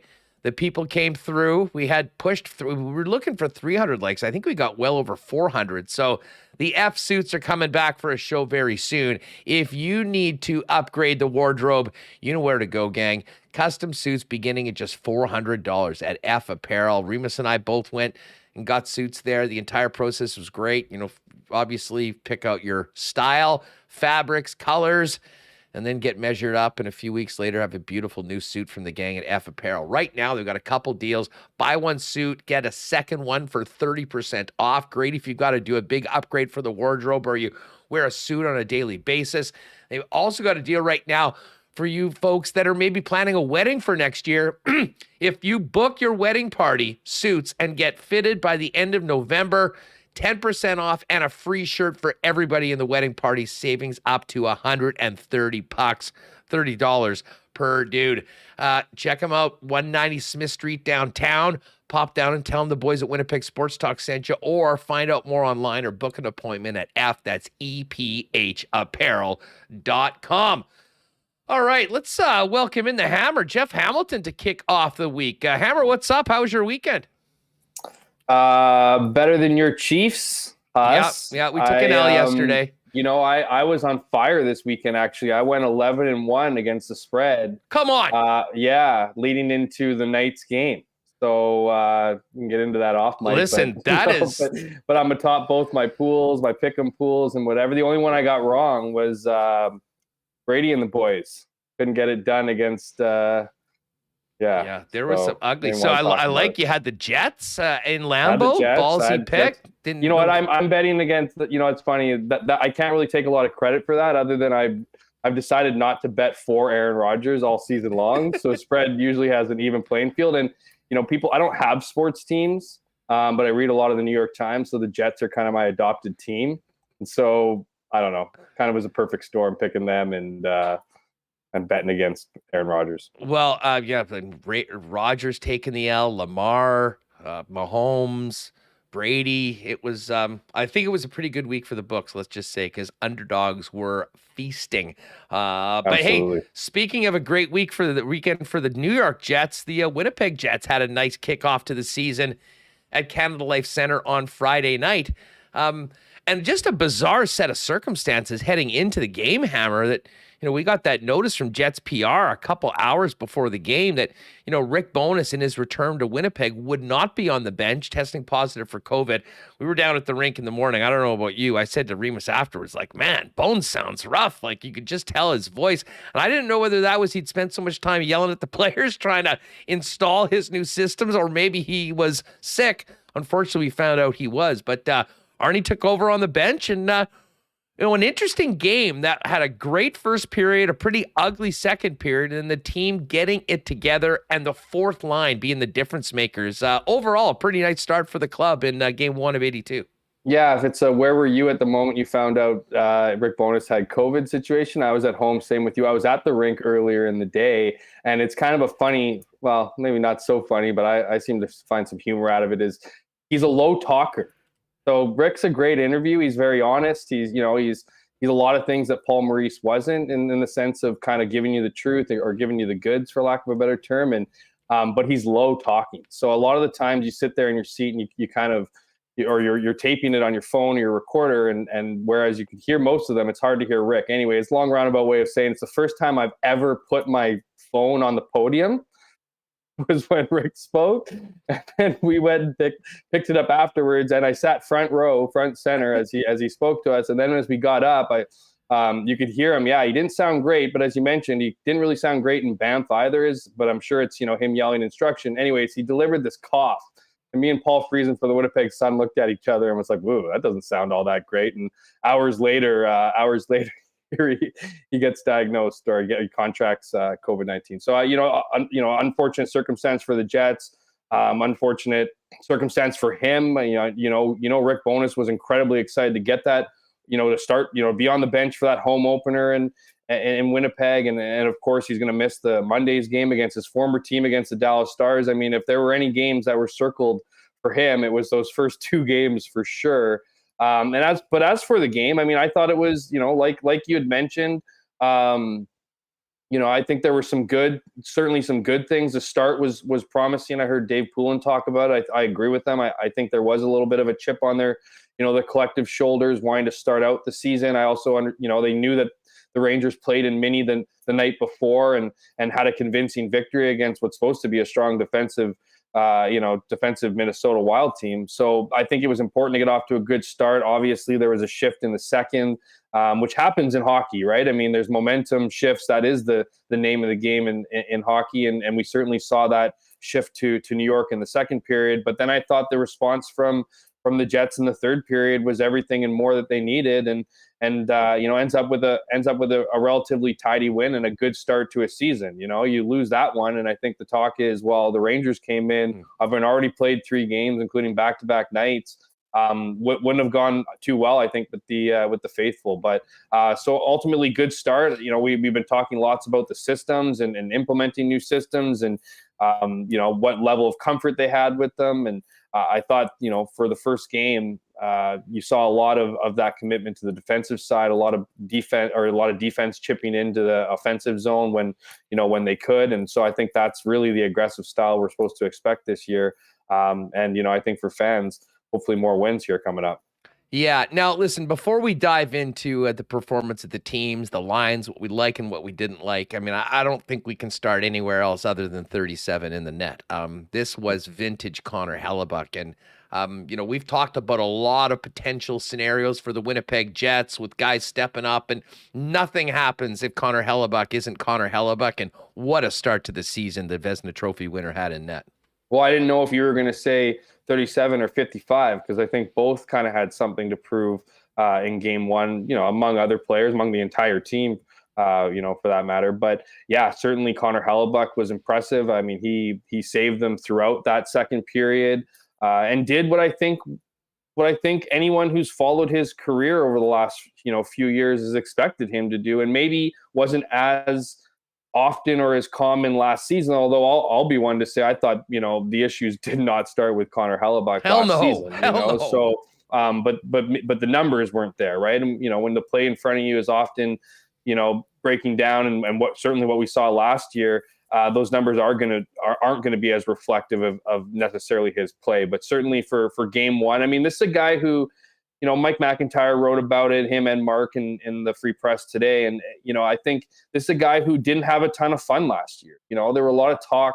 There was lots of talk, over the off season as him being, a guy who, certainly isn't asking for trades. But if you get the comments if you read between the lines in the comments of Mike McIntyre's story today, talking about wanting to compete for the Stanley Cup, that's all his drive is, right? And I mean, that's what you want to hear from whether it's your goaltender or anyone else on the roster. And, certainly last season was not a lot of fun. As we all know, it didn't include playoff hockey. And so I think for him, I think this is truly is a bit of a clean slate, an opportunity to get the good vibes back going. And when that's happening, and when he's making big saves, when he's seeing the puck, I mean, that's what was the biggest takeaway after the game was, I don't think you're drawing up a defensive scheme that involves 41 shots against, but those 41 shots aren't as daunting when you're able to see the lanes or they're coming from the perimeter. And I think we saw a lot of that. Obviously, he had to come up big on a handful of great opportunities, whether that be breakaways or, 2-on-1s, 3-on-1s in one case.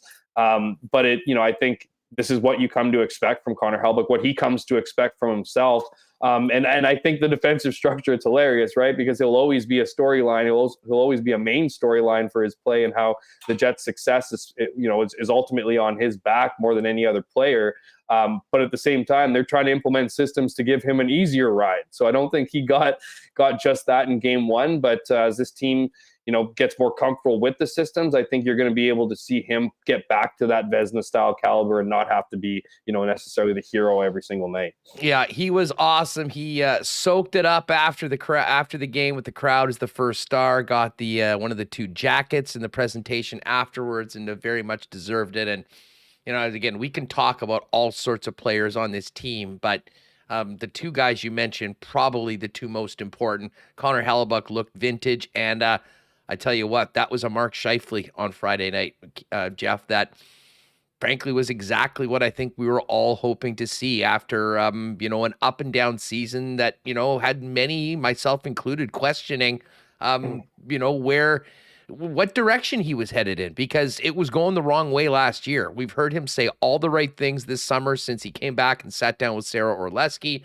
Certainly has seemed to have a good attitude and a level of excitement, certainly. And he should be playing with Nikolai Ehlers and Kyle Connor. I thought that line, did struggle, and they did turn the puck over in the second period. And that was a big part of the amount of time they spent chasing the puck and in their own end, and some of the extra work on Hellebuyck, especially in the second frame.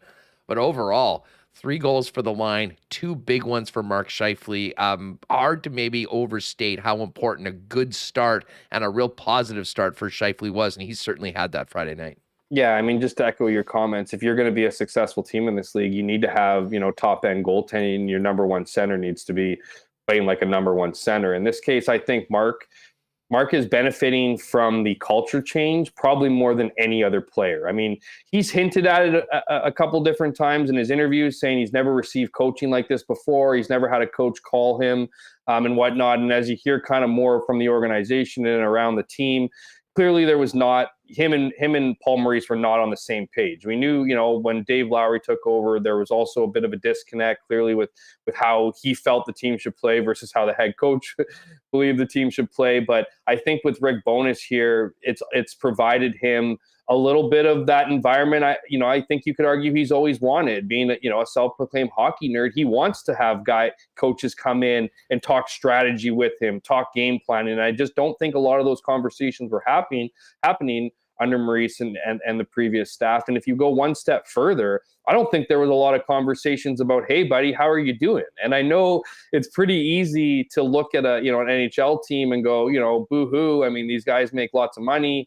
They get, their lifestyles are certainly a lot more lavish than most people that we know and whatnot, but they're at the center of it, they're human. And so I think this new coaching staff has blended, the perfect mix of studying the game and also kind of adhering to the person. And I know that sounds a bit weird, but I don't think that was something that was always, in place. And I think there's guys like Mark Scheifele that want to feel involved. They want to feel like their voice is being heard. They want to feel respected. I think that's really what it comes down to. I think that's, whether you're Mark Scheifele or any other member of the Winnipeg Jets or anybody in society, I think, you want to be respected by your peers. You want to be respected by your work.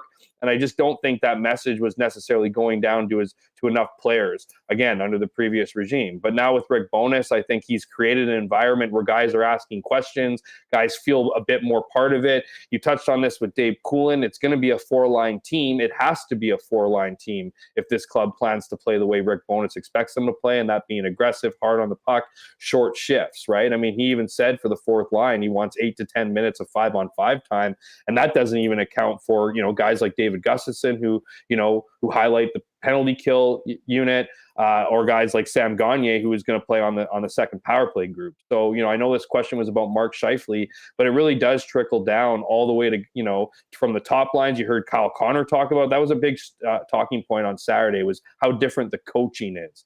And whether it's more positive, and certainly it felt like, it's tough to ask about, your previous boss. It's currently tough. It's incredibly tough to ask about your current boss. But just what we were able to glean from after, post-practice availabilities on Saturday was, this is a great situation for a lot of players. It's a great culture shift from what we had seen in previous years. And while it's only one game, you can certainly hear it in the voices of the players that they're enjoying what they're seeing and what they're doing at this point. Well, and I think it's important. And I'll be honest, I never expected to hear as much, probably a lot of it unintentionally, from players talking about just how refreshing they are. And maybe there's part of it just trying to really embrace everything that's come on. But it's kind of opened up a little bit more of a window into some of the things that I don't think were working very well for the Winnipeg Jets over the last season. And again, I don't even know how much to put into the second half of the year when Dave Lowry was in. I mean, that was an impossible situation for Dave. I think it was awkward for the players, and especially Adam Lowry as well. But coming into this season, I mean, so much of it, I think, goes more to the old guy, Paul Maurice, in how he handled players. He's sort of an old school guy, and I don't think there was a ton of communication there. And I think a lot of it basically went through Blake Wheeler, who is the captain. And fairly or unfairly, maybe that put Blake in a bit of a situation that made what happened going into training camp that much more important. That being said, I loved Wheeler's game on Friday night. Listen, playing with those guys, he might need to pull the trigger a little bit more shooting, but he was tenacious. Dubois was the horse that we've seen before, and Cole Perfetti continues to get more comfortable and more confident, I think, on the ice with those players. I know we're going to spend a lot of time focusing in on Ehlers, Scheifele, and Kyle Connor for obvious reasons, but this Winnipeg Jets team cannot be successful unless they have a very consistent performance and production from that line. And from early glances as to how those guys handled themselves. I think there's a lot to be optimistic about on the PLD line, in addition to what Rick Bowness has thrown out with that star-studded top line. Well, it's funny you mentioned Blake Wheeler and shooting. I think my first question when the lines were formed to Rick Bowness was, well, who's the trigger man on that line, right? I mean, you have three guys in Pierre-Luc Dubois and Cole Perfetti and Blake Wheeler who all been capable of creating space for their teammates, opportunities for teammates, and all which like to dish the puck. I mean, that's just because you like to dish doesn't mean you don't like to shoot. It's just more or less getting that instincts on who is the guy that's going to shoot. And he ultimately said, I mean, if you're creating space for players, opportunity is going to come. And whether you're a passer or a shooter, if you have an opportunity to shoot, you're going to shoot regardless of what your perceived role is or whatever, or what your instincts necessarily tell you. And I think if you look at that line, I think you can look at all three guys and look at incredible promise for that line, and all have individual goals, I think, this year, in the sense of, look at Blake Wheeler. I think, him admitting that the C at times were a burden. Maybe he's playing a little bit freer. He's kind of calling his own shots right now, in the sense that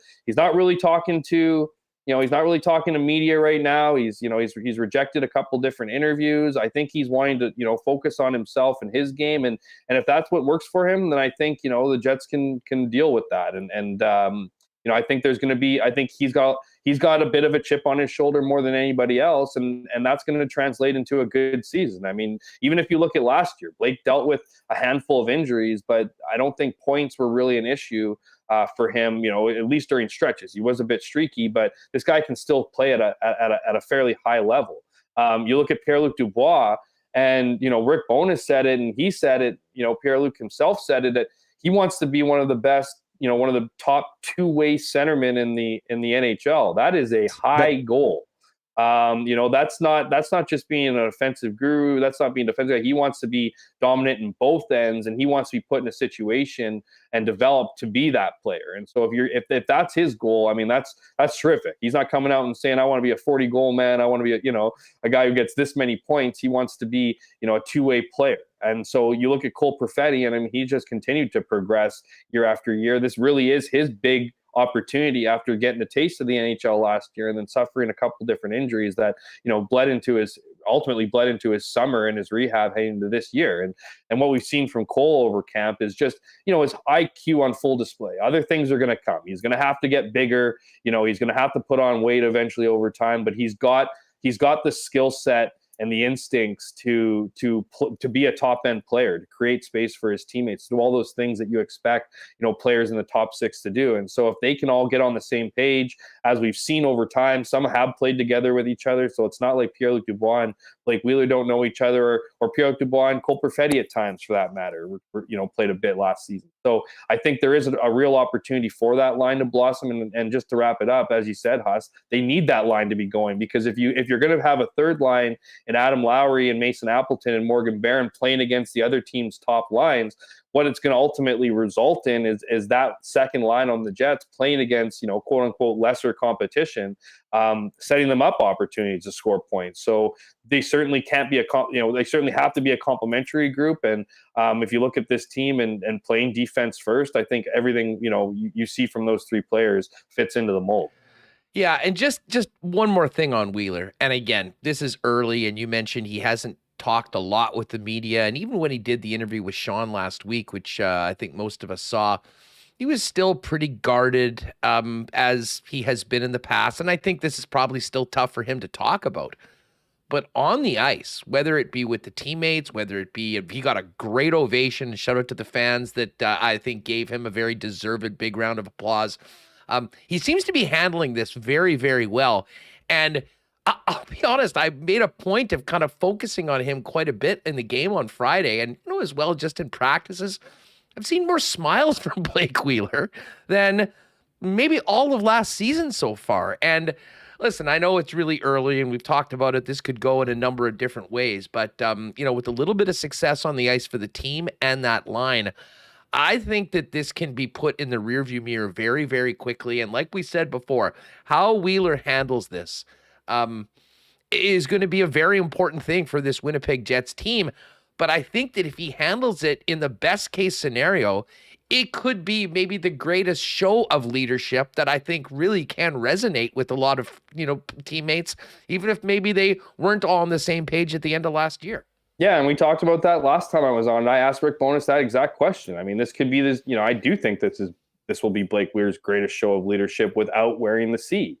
That's not an easy thing to do. The whole situation, I think I agree with you. I think he's handling it well. I think he's handling it the way he feels he needs to handle it to be successful and to, as individually and as a team. I think, as I mentioned earlier, the burden of being a captain, it goes beyond just having to show up and, play hard every single night. You have to deal with a lot of the drama that goes along with the team. You have to be available in a lot of different ways. And if you hear Adam Lowry talk about, how he views the responsibility as the new addition to the leadership group, and you can argue Adam Lowry has been a key part of this leadership group for years, regardless of not having a letter on his chest. But when you hear him talk about it, it's about just being, again, being available to your teammates, being available to guys who are making the jump from the Moose and, getting their opportunities with the Jets. They want to have, you sending him a text message, making him feel comfortable, because that's ultimately, I think, what was lost these last couple of years is a level of comfortability within the room. I mean, there's no one saying these guys hate each other, that they're not friends, that they don't like each other. I mean, we can point to weddings in the off season, how many guys go to each other's wedding. That's fine. But a hockey room or a pro dressing room can be a contentious place, especially when you're not winning games. And when the environment becomes contentious, it's then up to your leadership group to kind of help wade those waters, help figure out what's the best path out of them, and to keep guys up and going. And I think Blake Wheeler is an ultimate. I think he's a guy who he wants to win. That's his number one thing. That's what his biggest focus is. He's got a bit of an old school approach to him, in the sense he's been in this league for a long time. He's seen a lot. He knows a lot. But I think in this opportunity for him to just kind of sit back, focus on himself, not have to worry with, the outside noise inside the locker room, and just focus on his game will bear well for his production. And ultimately, if his production is there, it's going to benefit the Winnipeg Jets as a whole. I don't know if I mentioned this to you last week. I think I did with a couple of the other guys. But that line, when you talk about storylines around players in the National Hockey League, that might be the most interesting line in the league going into this season. I mean, Wheeler losing the captaincy and everything that's gone on around him and the team into training camp. And of course, Dubois' situation is anything but clear going forward with 2 years left of team control. And then a really talented young player being relied on for top 6 minutes and top 6 production in Cole Perfetti. A ton of question marks as to how things will go, but no doubt that there is the talent on that line. And to me, it really does start with Dubois. He looked like the horse that he was at times last season. That was such an impactful player for the Winnipeg Jets. And as I say, there's a lot for those guys to play for, individually, but also for the team going forward. Now, we'll probably spend most of the time talking top 6, but, the fourth line got into it. And man, I mean, what a way to start the season, to have a new look fourth line, none of which, with the exception of David Gustafson for a few shifts, played with the team last year. Sam Gagner getting the goal, the winner, all of those guys involved. And I thought Gagner on the power play was dangerous. And the Meneline and Gustafson combination on the PK was impactful as well. It's obvious, the big guys who are going to be carrying the team are. But when you think about how little the Winnipeg Jets got in the past from that fourth line last season and before, could not have started much better for the depth side of the Winnipeg Jets that I think everyone agreed needed to be better this season.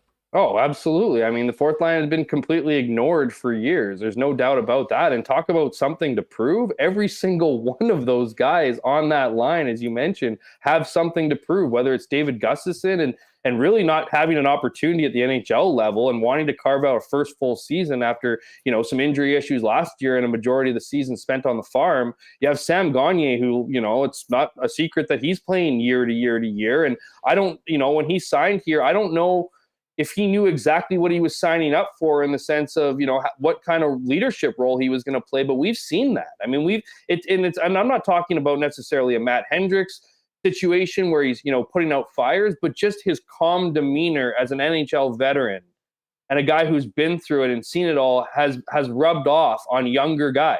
and older guys. When we talk about those tense moments at times in a season. I mean, a guy like Sam Gagner who keeps it 100, if you will, and I'm not talking about Nate Schmidt 100. I mean consistent in who he is. Can certainly be a positive effect on a dressing room. And you look at Metalainen, as you mentioned, and this guy, I mean, he said it prior to the season. This was his last shot at making the NHL. And when you have that kind of motivation, it can go a long way. And so you have three guys that are just really buying into it. And when you can add on the fact that they're all playing a role, you look at Metalainen, you look at Gustafsson, both those guys will be penalty killers. You look at Sam Gagner, he'll be on the second unit power play. They all feel like they're doing something. And then to get rewarded with a shift late in the game, which we would have probably never seen, before Bowness showed up. In this case, Scott Arniel was running the bench. For them to then reward that reward is only gonna add to the responsibility and the trust in which that line is having. And so when if you look at the forward lines in particular, they all, whether it's the top six, whether it's the third line, going to be a big factor here with against other teams' top lines, particularly at home when you get the last change. And then you look at the fourth line, who can be relied on not just to not get scored on, but to come up big in a big moment of game one. That's just good feelings going into the season, and that all plays into momentum and going on a run and going on a roll. Who knows what's going to happen from here on out? Heck, the Jets could show up tonight and get blown out by the Stars, and there's a bit of a different talking line. But at the end of the day, you look at that first original test of an 82 game season, and it's a pretty big positive one for all four of those lines on forward. No doubt about it. Hammer, great stuff. You're going to be on Jets, but I guess Bombers slow week because of course they're going to be on the bye. So be able to talk a little more hockey with you over the next few days before we get ready for the final end of the season. Then of course the day we're all counting down to November 13th for the West Final. Yeah, no, actually, I got the next few days off, and then I'm heading down south. I'm heading to a place for a special project that I'll be working on. Parts unknown. Let's just say it's down south working on a project that has to do with the Bombers and a profile that I think a lot of fans might enjoy in the coming weeks here. So I'm taking off. No hockey for me, but hockey next week. I'm going to be on that trip, that 3-gamer through LA, Arizona, and Vegas with actually going to be partying with your next guest here in Teddy Wyman. So, I'll be are you kidding? Are we getting week. The hockey version of Jeff and Ted's Excellent Adventures?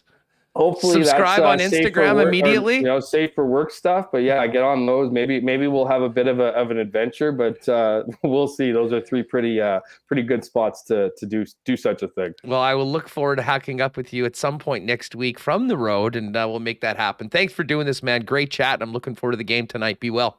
Always a pleasure, and shout out to the viewers as always. Thanks, us.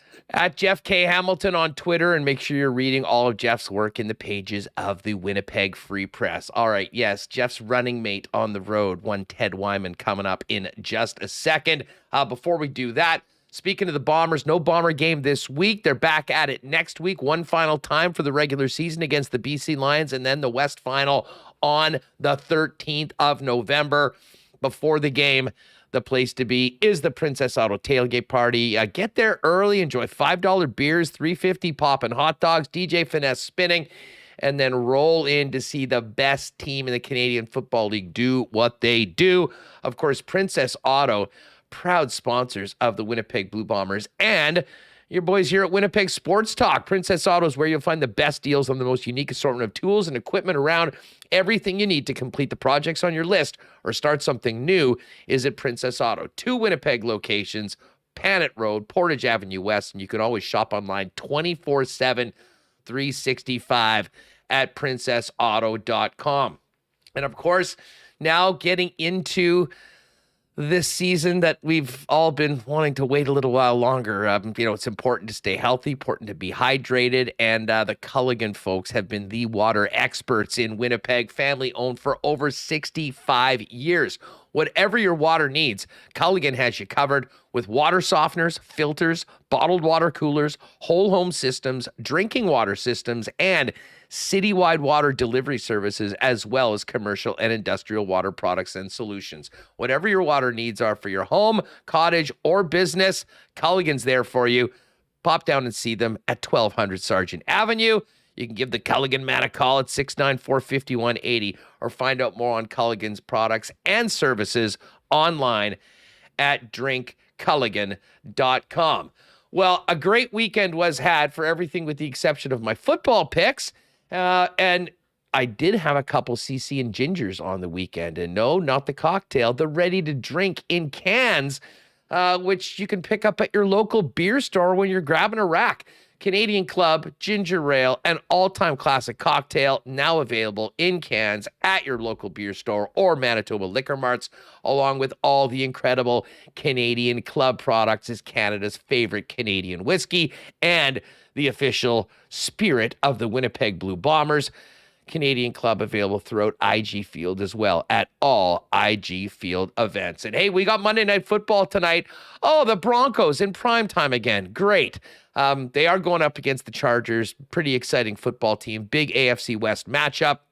And we'll get to the Coolbet lines a little bit later on. But if you're thinking about a great spot to watch Monday Night Football and the Jets game tonight, look no further than your local Boston Pizza. And while you're there, you can enjoy pizza flights, but a draft on special for $5, and you'll be able to enter to win a trip for two to Vegas to see the Raiders and a bonus National Hockey League game. First trip's November 11th to 13th. Second trip is New Year's Eve weekend. Pop down, watch the NFL, and enter to win at any Winnipeg, Morden, Selkirk, Steinbach, Portage, Boston Pizza location. All right, we've talked a lot of Jets right now, but let's get the latest on the Bombers going into another bye, and we welcome in our guy, Ted Wyman from the Winnipeg Sun. Teddy, what's up? How are you? Doing very well, Huss. I just have to say, though, putting me on right after the hammer. Remo, come on, man.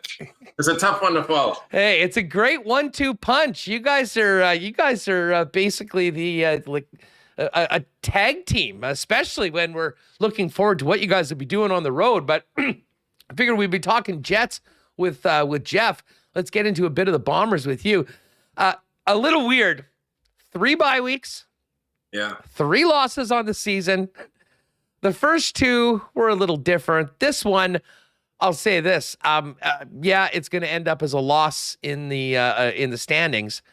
But overall, I think there was a lot to be gained from this win. Now, we'll get to your performance, your thoughts on Drew Brown's performance overall as starting quarterback for the Blue Bombers. But this was a game that I think there was the potential maybe for it just to be a complete write-off. I think it was far from that from a Bomber perspective, despite the loss.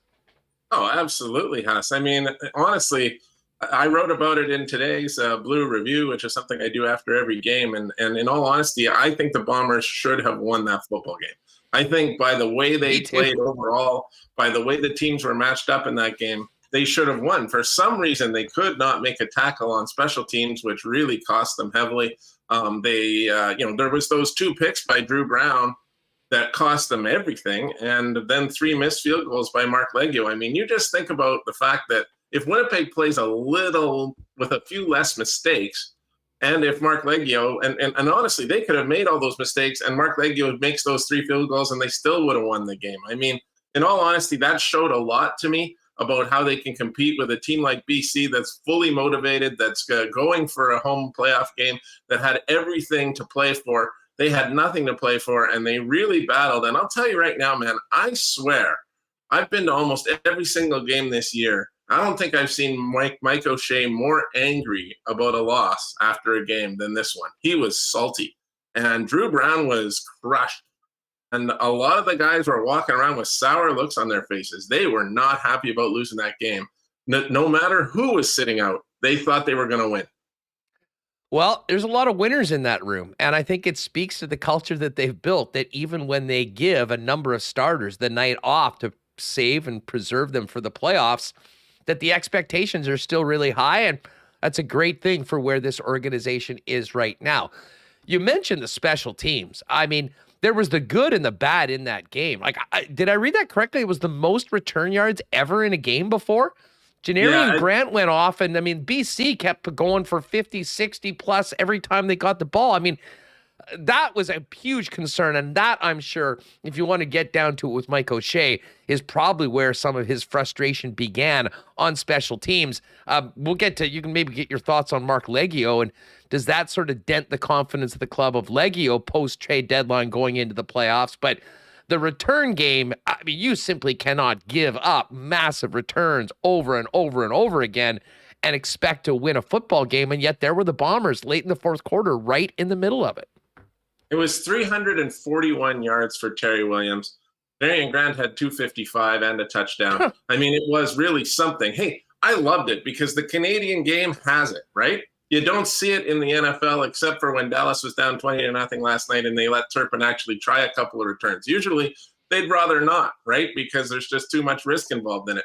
And I think that's the one thing that the CFL absolutely has over the NFL that nobody can take away is a very exciting return game. And boy, did Terry Williams ever have it going. And one stat that really stood out for me is that Mark Leggio tied for the team lead in special teams tackles in that game. When your kicker is tied for the team lead in special teams tackles, things are not going well.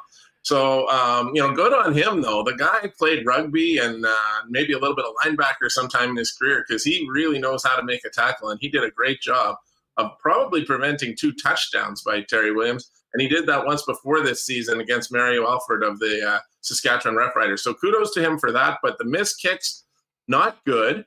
And honestly, I don't understand what it is about BC Place, but I've covered many games there. And I have seen so many times when kickers absolutely thought they had the leg and they came up short. And I'm not sure why. It used to happen to Justin Medlock. He talked about it. He used to question what was going on with the airflow in that place for why those balls would fall short. But believe me, this is not the first time I've seen that happen. We know Mark Leggio has the leg for that. I'm pretty sure that Mike O'Shea's not trotting him out there unless he had the leg for that in the in practice before the game. And we know he's kicked a 55-yarder this year, so it was weird. But I can't explain it. But then he misses one from 46, and so 3 misses. One of them was really costly because Williams brought it all the way back to the Winnipeg 20. 30, a 25% success rate is not what you want to see from your kicker when you're heading into the playoffs. That's definitely a question mark for Winnipeg. And if you're a Bombers fan, observer, even somebody in the organization, you have to just hope that it's not going to come down to a situation where your kicker needs to win it for you because, I mean, he might, but I don't know what the percentage chances are of him coming through in those moments. Well, you're exactly right. And it is bizarre, Ted, that it's happening in the one place where you've got controlled conditions, and you would assume that it would be maybe the easiest place in the Canadian Football League to consistently kick through. No, exactly. It's not, and it certainly wasn't for Leggio on the weekend. So there was some things that the Bombers will work on extensively once they get back to practice, and I'm sure the special teams video will be a little ugly when Mike O'Shea brings the guys in to go through it. That being said, on the offensive side of the football, there were the big picks that went back the other way, and you mentioned that was the difference. And, it's about winning and losing, so you can't ignore that. But I'll tell you what, Drew Brown was chucking it, and I thought Rashid Bailey stepped up huge in that game, and I don't know what more we can say about Dalton Schoen. I mean, this is truly one of the most legendary rookie seasons that we've ever seen in the Canadian Football League, and never mind rookie seasons. I mean, if it wasn't for Zach Caleros being the guy and leading the team to the record that he has so far this season, I think you could have an argument that Dalton Schoen might be in the mix for the most outstanding player in the league too, Ted. I absolutely agree. I think his numbers are very worthy of it. And, I've talked about this extensively with Jeff Hamilton and various other of my colleagues. And one of the things that really stands out is that he's got more touchdowns than Brandon Banks had when Brandon Banks did win MOP.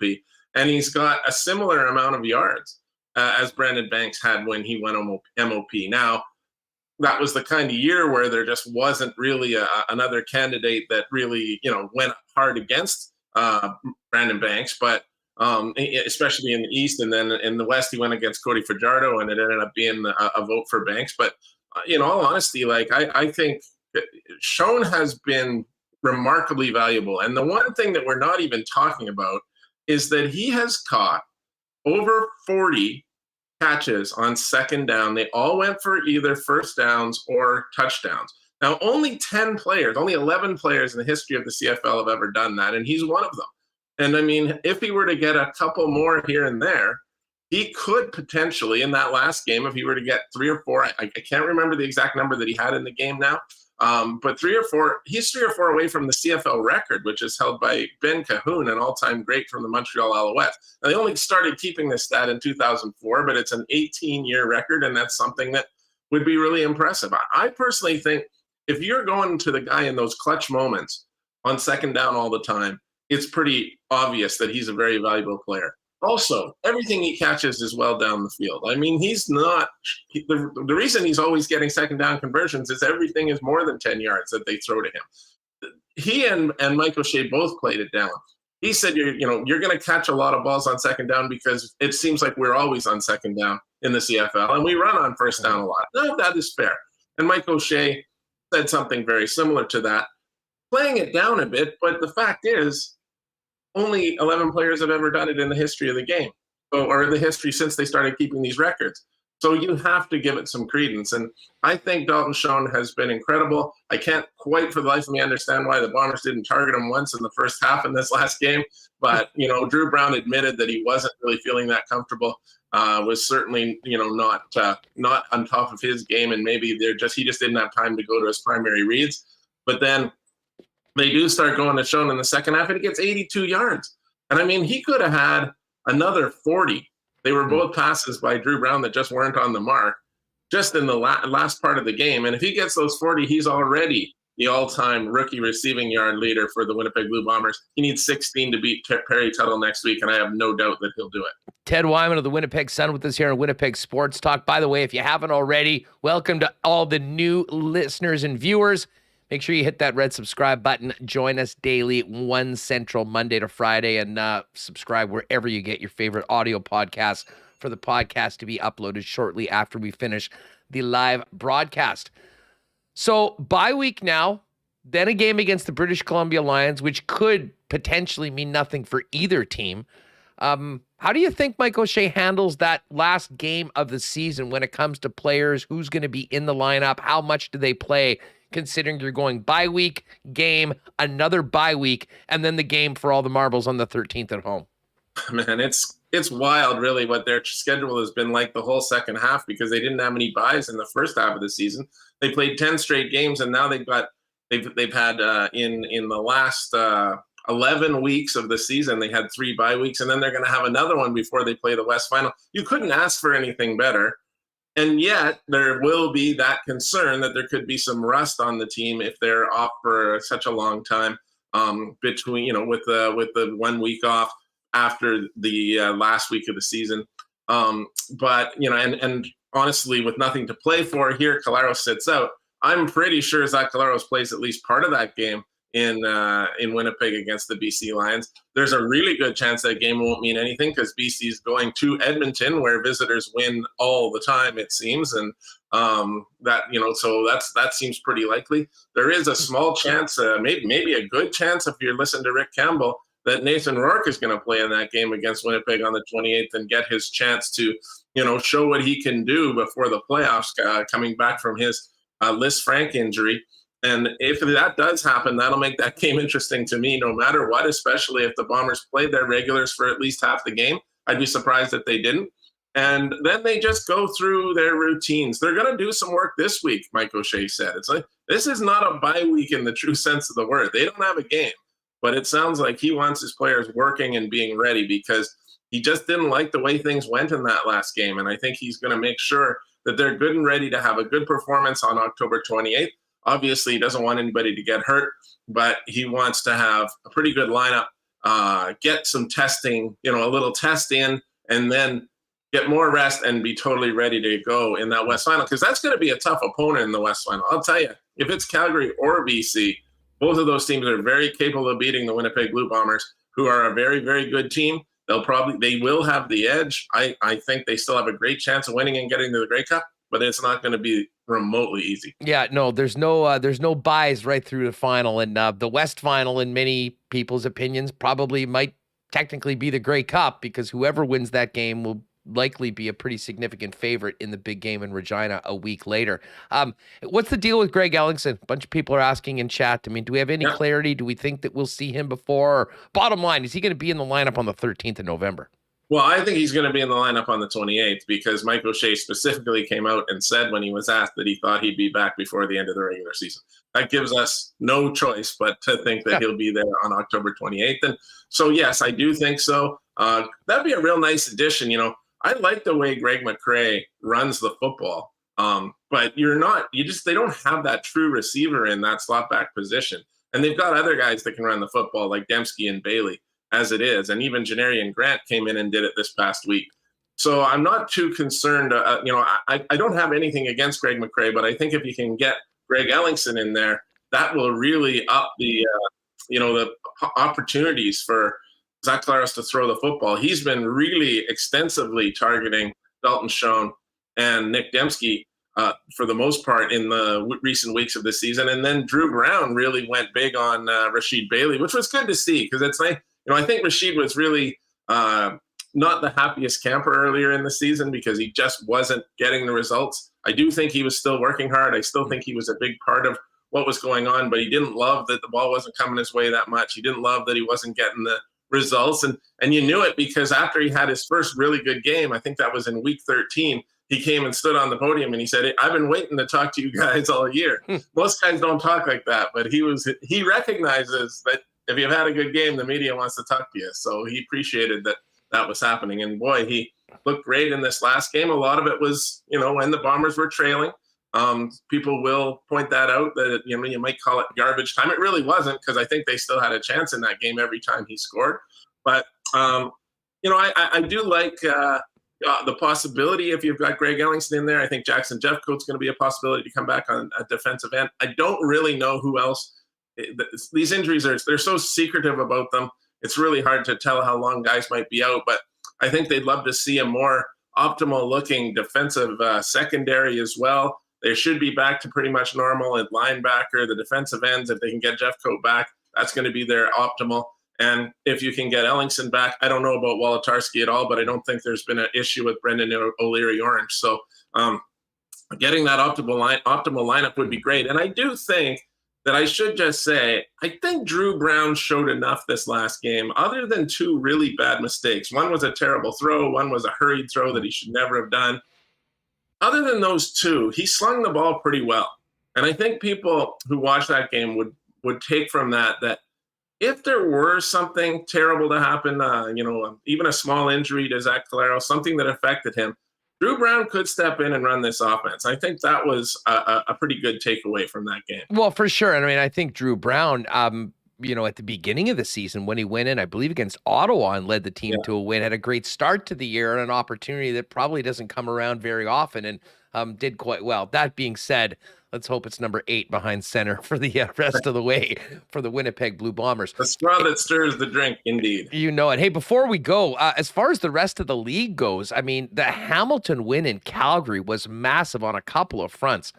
First of all, great news for the BC Lions with their win. They just need to basically beat Edmonton this week, and they'll have clinched a home game in that West semifinal. But Hamilton did themselves a big favor getting to 6-10. How screwed are the Saskatchewan Roughriders right now, Ted? Well, they're right where they deserve, to be honest. They've been terrible for quite some time, a couple of months. They've had inner turmoil. They've had mistakes made by the general manager, in my opinion, in terms of shoring up that offensive line. They've had mistakes made by Craig Dickinson at coach.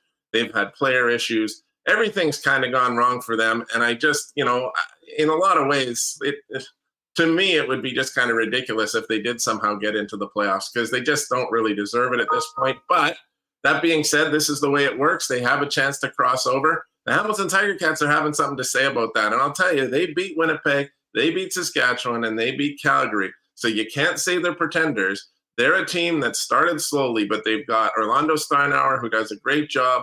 He's starting to put it together with this group. And I don't think there's very many observers at the CFL who think it would be all that unlikely that Hamilton comes out of the East once again, because the way that they are playing, can they go into Montreal and win? Absolutely. Can they go into Toronto and win? Absolutely. I mean, those teams are good, but not great. So it would be really interesting to see how Hamilton does if they pull this out and get into the playoffs. They still have to make sure they get there. Ted, great stuff as always. You have a good one, and get ready for that trip out with the Hammer. I'm sure you guys will be able to occupy yourselves at some point in some sunnier climates on the road with the hockey team. Always a pleasure. The weather in Vancouver was fantastic. Looking forward to even more good stuff down in California. Enjoy the hockey game tonight, Ted. Thanks for doing this. All right. Thanks, Huss. Have a great day. Good stuff. There's our guy, Ted Wyman, with the Winnipeg Sun. Make sure you're following Ted on Twitter and check out all of his work covering the Bombers and the Jets over at the Winnipeg Sun and winnipegsun.com. All right, we got to get Remis back in here and get ready for tonight's game. Check the lines. Before we do that, a big thanks to the Nick and Nikki DQ group for their great support of Winnipeg Sports Talk. You know them well, been with us since day one. 4 locations in Winnipeg and southern Manitoba, including the DQ in Niverville, in the home of the Manitoba Junior Hockey League's newest team, the Niverville Nighthawks. And I know Nick and the gang there are very involved with that new club. Great addition to the league. The 3 Winnipeg locations are DQ Northgate with the drive-through, DQ Polo Park, and DQ St. Anne's. DQ also available on your favorite delivery apps. But right now, pop in, still grab those great, delicious blizzards, amazing stack burgers, chicken fingers, fries, ice cream novelties. And hey, if you're needing a DQ ice cream cake for a gathering or party coming up, hit them up on Instagram at DQ Manitoba. They'll get that sucker custom made for you for a quick and easy pickup at any of the 4 Nick and Nikki DQs. And hey, it was a great weekend, but we got Monday night football coming up. What goes better with football than a few cold beers? And there's no better beer in this city than our favorite local beer, Little Brown Jug. The flagship 1919, just one of the amazing beers that Little Brown Jug has for you. Your best bet is to pop down and try them out for yourself at the brewery and tap room on William Avenue. You can try them all in pints, flights, and then get your favorites for to go in cans, of course. And you might want to, if you're popping by your local beer store as well, take a look at that Good Times variety pack for your 4 different Little Brown Jug beers for you and your friends to enjoy. Little Brown Jug, William Avenue, and they also do citywide delivery online. You can order there at littlebrownjug.ca. All right, let's get Remis back in here. We got to get to the Coolbet lines and get ready for tonight's game. That was some great stuff with Poulin, Hammer, and Ted. Yeah, I love the Monday shows. There's so much to get to with the Jets and the Bombers. I mean, they lost, but was it a really, it doesn't matter? I'm not so sure. And then, yeah, we're looking forward to the game tonight as well. We didn't even really mention the lineup because it's the exact same. No changes. Hey, they won. Keep it rolling forward. We'll have to wait and see when Axel Jonsson-Fjällby gets in. Never mind Axel. I thought it might be Dylan Samberg that too. Getting in. And again, there was enough positives out there not to, get all into the Stanley conversation. But, listen, he did a few good things. He had a big hit in the first period, which I certainly know that's what the team's looking for him to do. But then, I mean, when you're a defenseman in the National Hockey League, you need to be able to play defense and use your body to your advantage. And it seemed like a bit of a disadvantage there when he was kind of down, kind of not down, and spinning around as Hunt scored the goal against the New York Rangers. But good news for 64. He'll get another chance to get into the lineup tonight. And then I would think for sure, though, over the course of these next couple games, we will see Dylan Samberg at some point, as it did seem the plan was early on in the season to get those guys both in there and see if maybe one of them really goes and grabs the job. All right, let's get to the Coolbet lines tonight. Listen, we'll start off with the Monday Nighter. By the way, just did the lock shop earlier today with Dusty. We got a couple sweet ones in the Coolbet exclusives today. We did a special lock shop partner parlay, myself, Pat, and Dusty. I'm in on Austin Eckler over 65 receiving yards. Dusty's on Mike Williams to have the most receiving yards tonight. And Patty is saying Russell Wilson will throw a pick. That one's paying plus 770 if you want to jump on a special MNF partner parlay. And then for my daily pick for Coolbet, I got them to, I love that pick a couple of weeks ago where they combined the Deebo Samuel and Cooper Kupp receiving and rushing yards. Well, I wanted to get an Austin Eckler over 99.5 bet on combined rushing and receiving yards for tonight.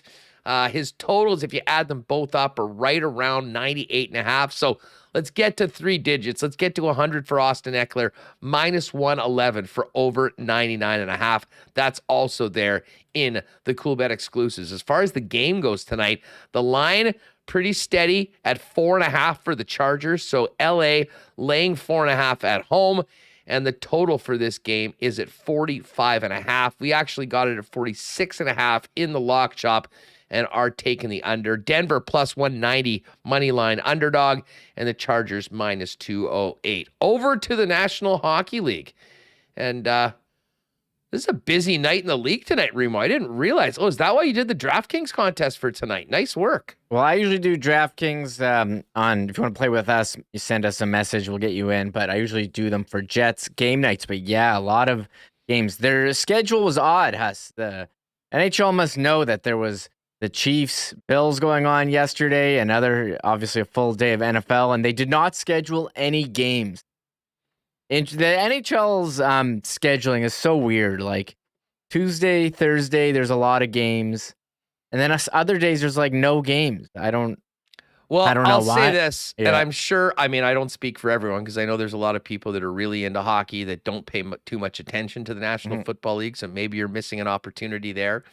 But when you got Chiefs, Bills in the afternoon, followed by Cowboys, Eagles on Sunday Night Football, might be better to just stay away from that day on the calendar. Although I, like you, was a little surprised that there was 0 games in the National Hockey League yesterday. But guess what? It just gives us more to watch and maybe sprinkle on tonight. The game we're most interested in is the Jets and the Dallas Stars. 7:30 start tonight. The Jets plus 121 road underdogs. Dallas Stars minus 143. Total on the game is 6 goals. And if we dig in a little bit, let's see what do we have for player goals. Jason Robertson and Kyle Connor, obviously the 2 most prolific goal scorers in these games. Robertson plus 152. Kyle Connor plus 161. Rupi Hintz at plus 180. Pavelski plus 185. Ehlers plus 195.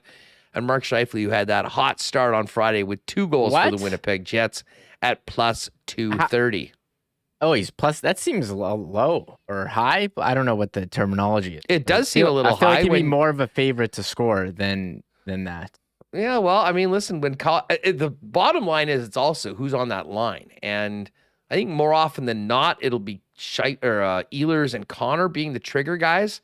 But hey, it was Scheifele number 1. And by the way, we didn't really mention that freaking pass that Pierre-Luc Dubois put on for Mark Scheifele's second goal was absolutely gorgeous. You got plenty of other things. You got period goals. You got player assists, player shots.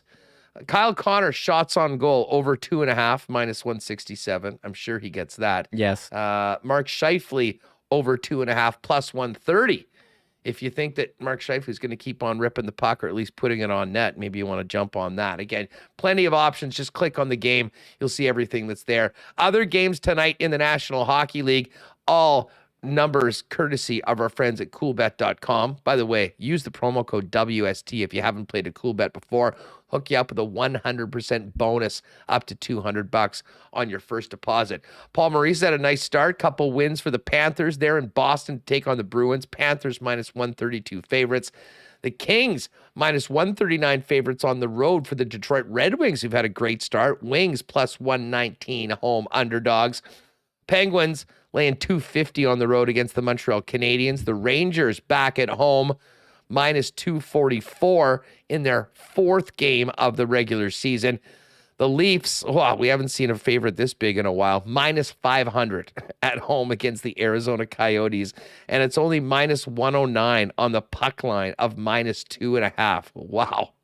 I think we'll be seeing a lot of that for the Arizona Coyotes this year. 2 other games, Canucks at Caps, Vancouver plus 111, underdogs on the road.